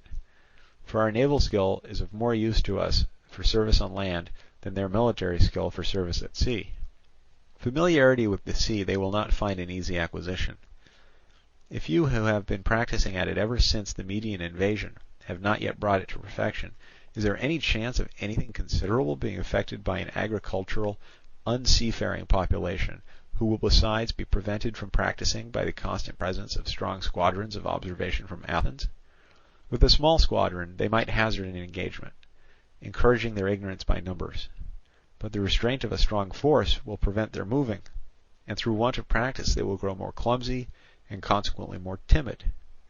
It must be kept in mind that seamanship, just like anything else, is a matter of art, and will not admit of being taken up occasionally as an occupation for times of leisure. On the contrary, it is so exacting as to leave leisure for nothing else. Even if they were to touch the moneys at Olympia or Delphi, and try to seduce our foreign sailors by the temptation of higher pay, that would only be a serious danger if we could not still be a match for them, by embarking our own citizens, and the aliens resident among us. But in fact, by this means we are always a match for them, and best of all, we have a larger and higher class of native coxswains and sailors among our own citizens than all the rest of Hellas. And to say nothing of the danger of such a step, none of our foreign sailors would consent to become an outlaw from this country, and to take service with them and their hosts, for the sake of a few days' high pay. This, I think, is a tolerably fair account of the position of the Peloponnesians. That of Athens is free from the defects that I have criticized in them, and has other advantages of its own, which they can show nothing to equal. If they march against our country, we will sail against theirs, and it will be then found that the desolation of the whole of Attica is not the same as that of even a fraction of Peloponnese, for they will not be able to supply the deficiency except by a battle, while we have plenty of land both on the islands and the continent. The rule of the sea is indeed a great matter. Consider for a moment. Suppose that we were islanders. Can you conceive a more impregnable position? Well, this in future should, as far as possible, be our conception of our position. Dismissing all thoughts of our land and houses, we must vigilantly guard the sea and the city. No irritation that we may feel for the former must provoke us to a battle with the numerical superiority of the Peloponnesians. A victory would only be succeeded by another battle against the same superiority. A reverse involves the loss of our allies, the source of our strength, who will not remain quiet a day after we become unable to march against them. We must cry not over the loss of houses and land, but of men's lives, since houses and land do not gain men, but men them. And if I had thought that I could persuade you, I would have bid you go out and lay them waste with your own hands, and show the Peloponnesians that this at any rate will not make you submit. I have many other reasons to hope for a favourable issue, if you can consent not to combine schemes of fresh conquest with the conduct of the war, and will abstain from wilfully involving yourselves in other dangers. Indeed, I am more afraid of our own blunders than of the enemy's devices. But these matters shall be explained in another speech, as events require. For the present, dismiss these men with the answer that we will allow Megara the use of our market and harbours, when the Lacedaemonians suspend their alien acts in favour of us and our allies, there being nothing in the treaty to prevent either one or the other, that we will leave the cities independent, if independent we found them when we made the treaty. And when the Lacedaemonians grant to their cities an independence not involving subservience to Lacedaemonian interests, but such as each severally may desire, that we are willing to give the legal satisfaction which our agreements specify, and that we shall not commence hostilities, but shall resist those who do commence them. This is an answer agreeable at once to the rights and the dignity of Athens. It must be thoroughly understood that war is a necessity, but that the more readily we accept it, the less will be the ardour of our opponents, and that out of the greatest dangers, communities and individuals acquire the greatest glory. Did not our fathers resist the Medes, not only with resources far different from ours, but even when those resources had been abandoned? And more by wisdom than by fortune, more by daring than by strength, did not they beat off the barbarian and advance their affairs to their present height? We must not fall behind them, but must resist our enemies in any way and every way, and attempt to hand down our power to our posterity unimpaired. Such were the words of Pericles. The Athenians, persuaded of the wisdom of his advice, voted as he desired, and answered the Lacedaemonians as he recommended, both on the separate points and in the general. They would do nothing on dictation, but were ready to have the complaint settled in a fair and impartial manner by the legal method, which the terms of the truce prescribed. So the envoys departed home and did not return again. These were the charges and differences existing between the rival powers before the war, arising immediately from the affair at Epidamnus and Corcyra. Still intercourse continued in spite of them, and mutual communication. It was carried on without heralds, but not without suspicion, as events were occurring which were equivalent to a breach of the treaty and matter for war. This is the end of Book 1.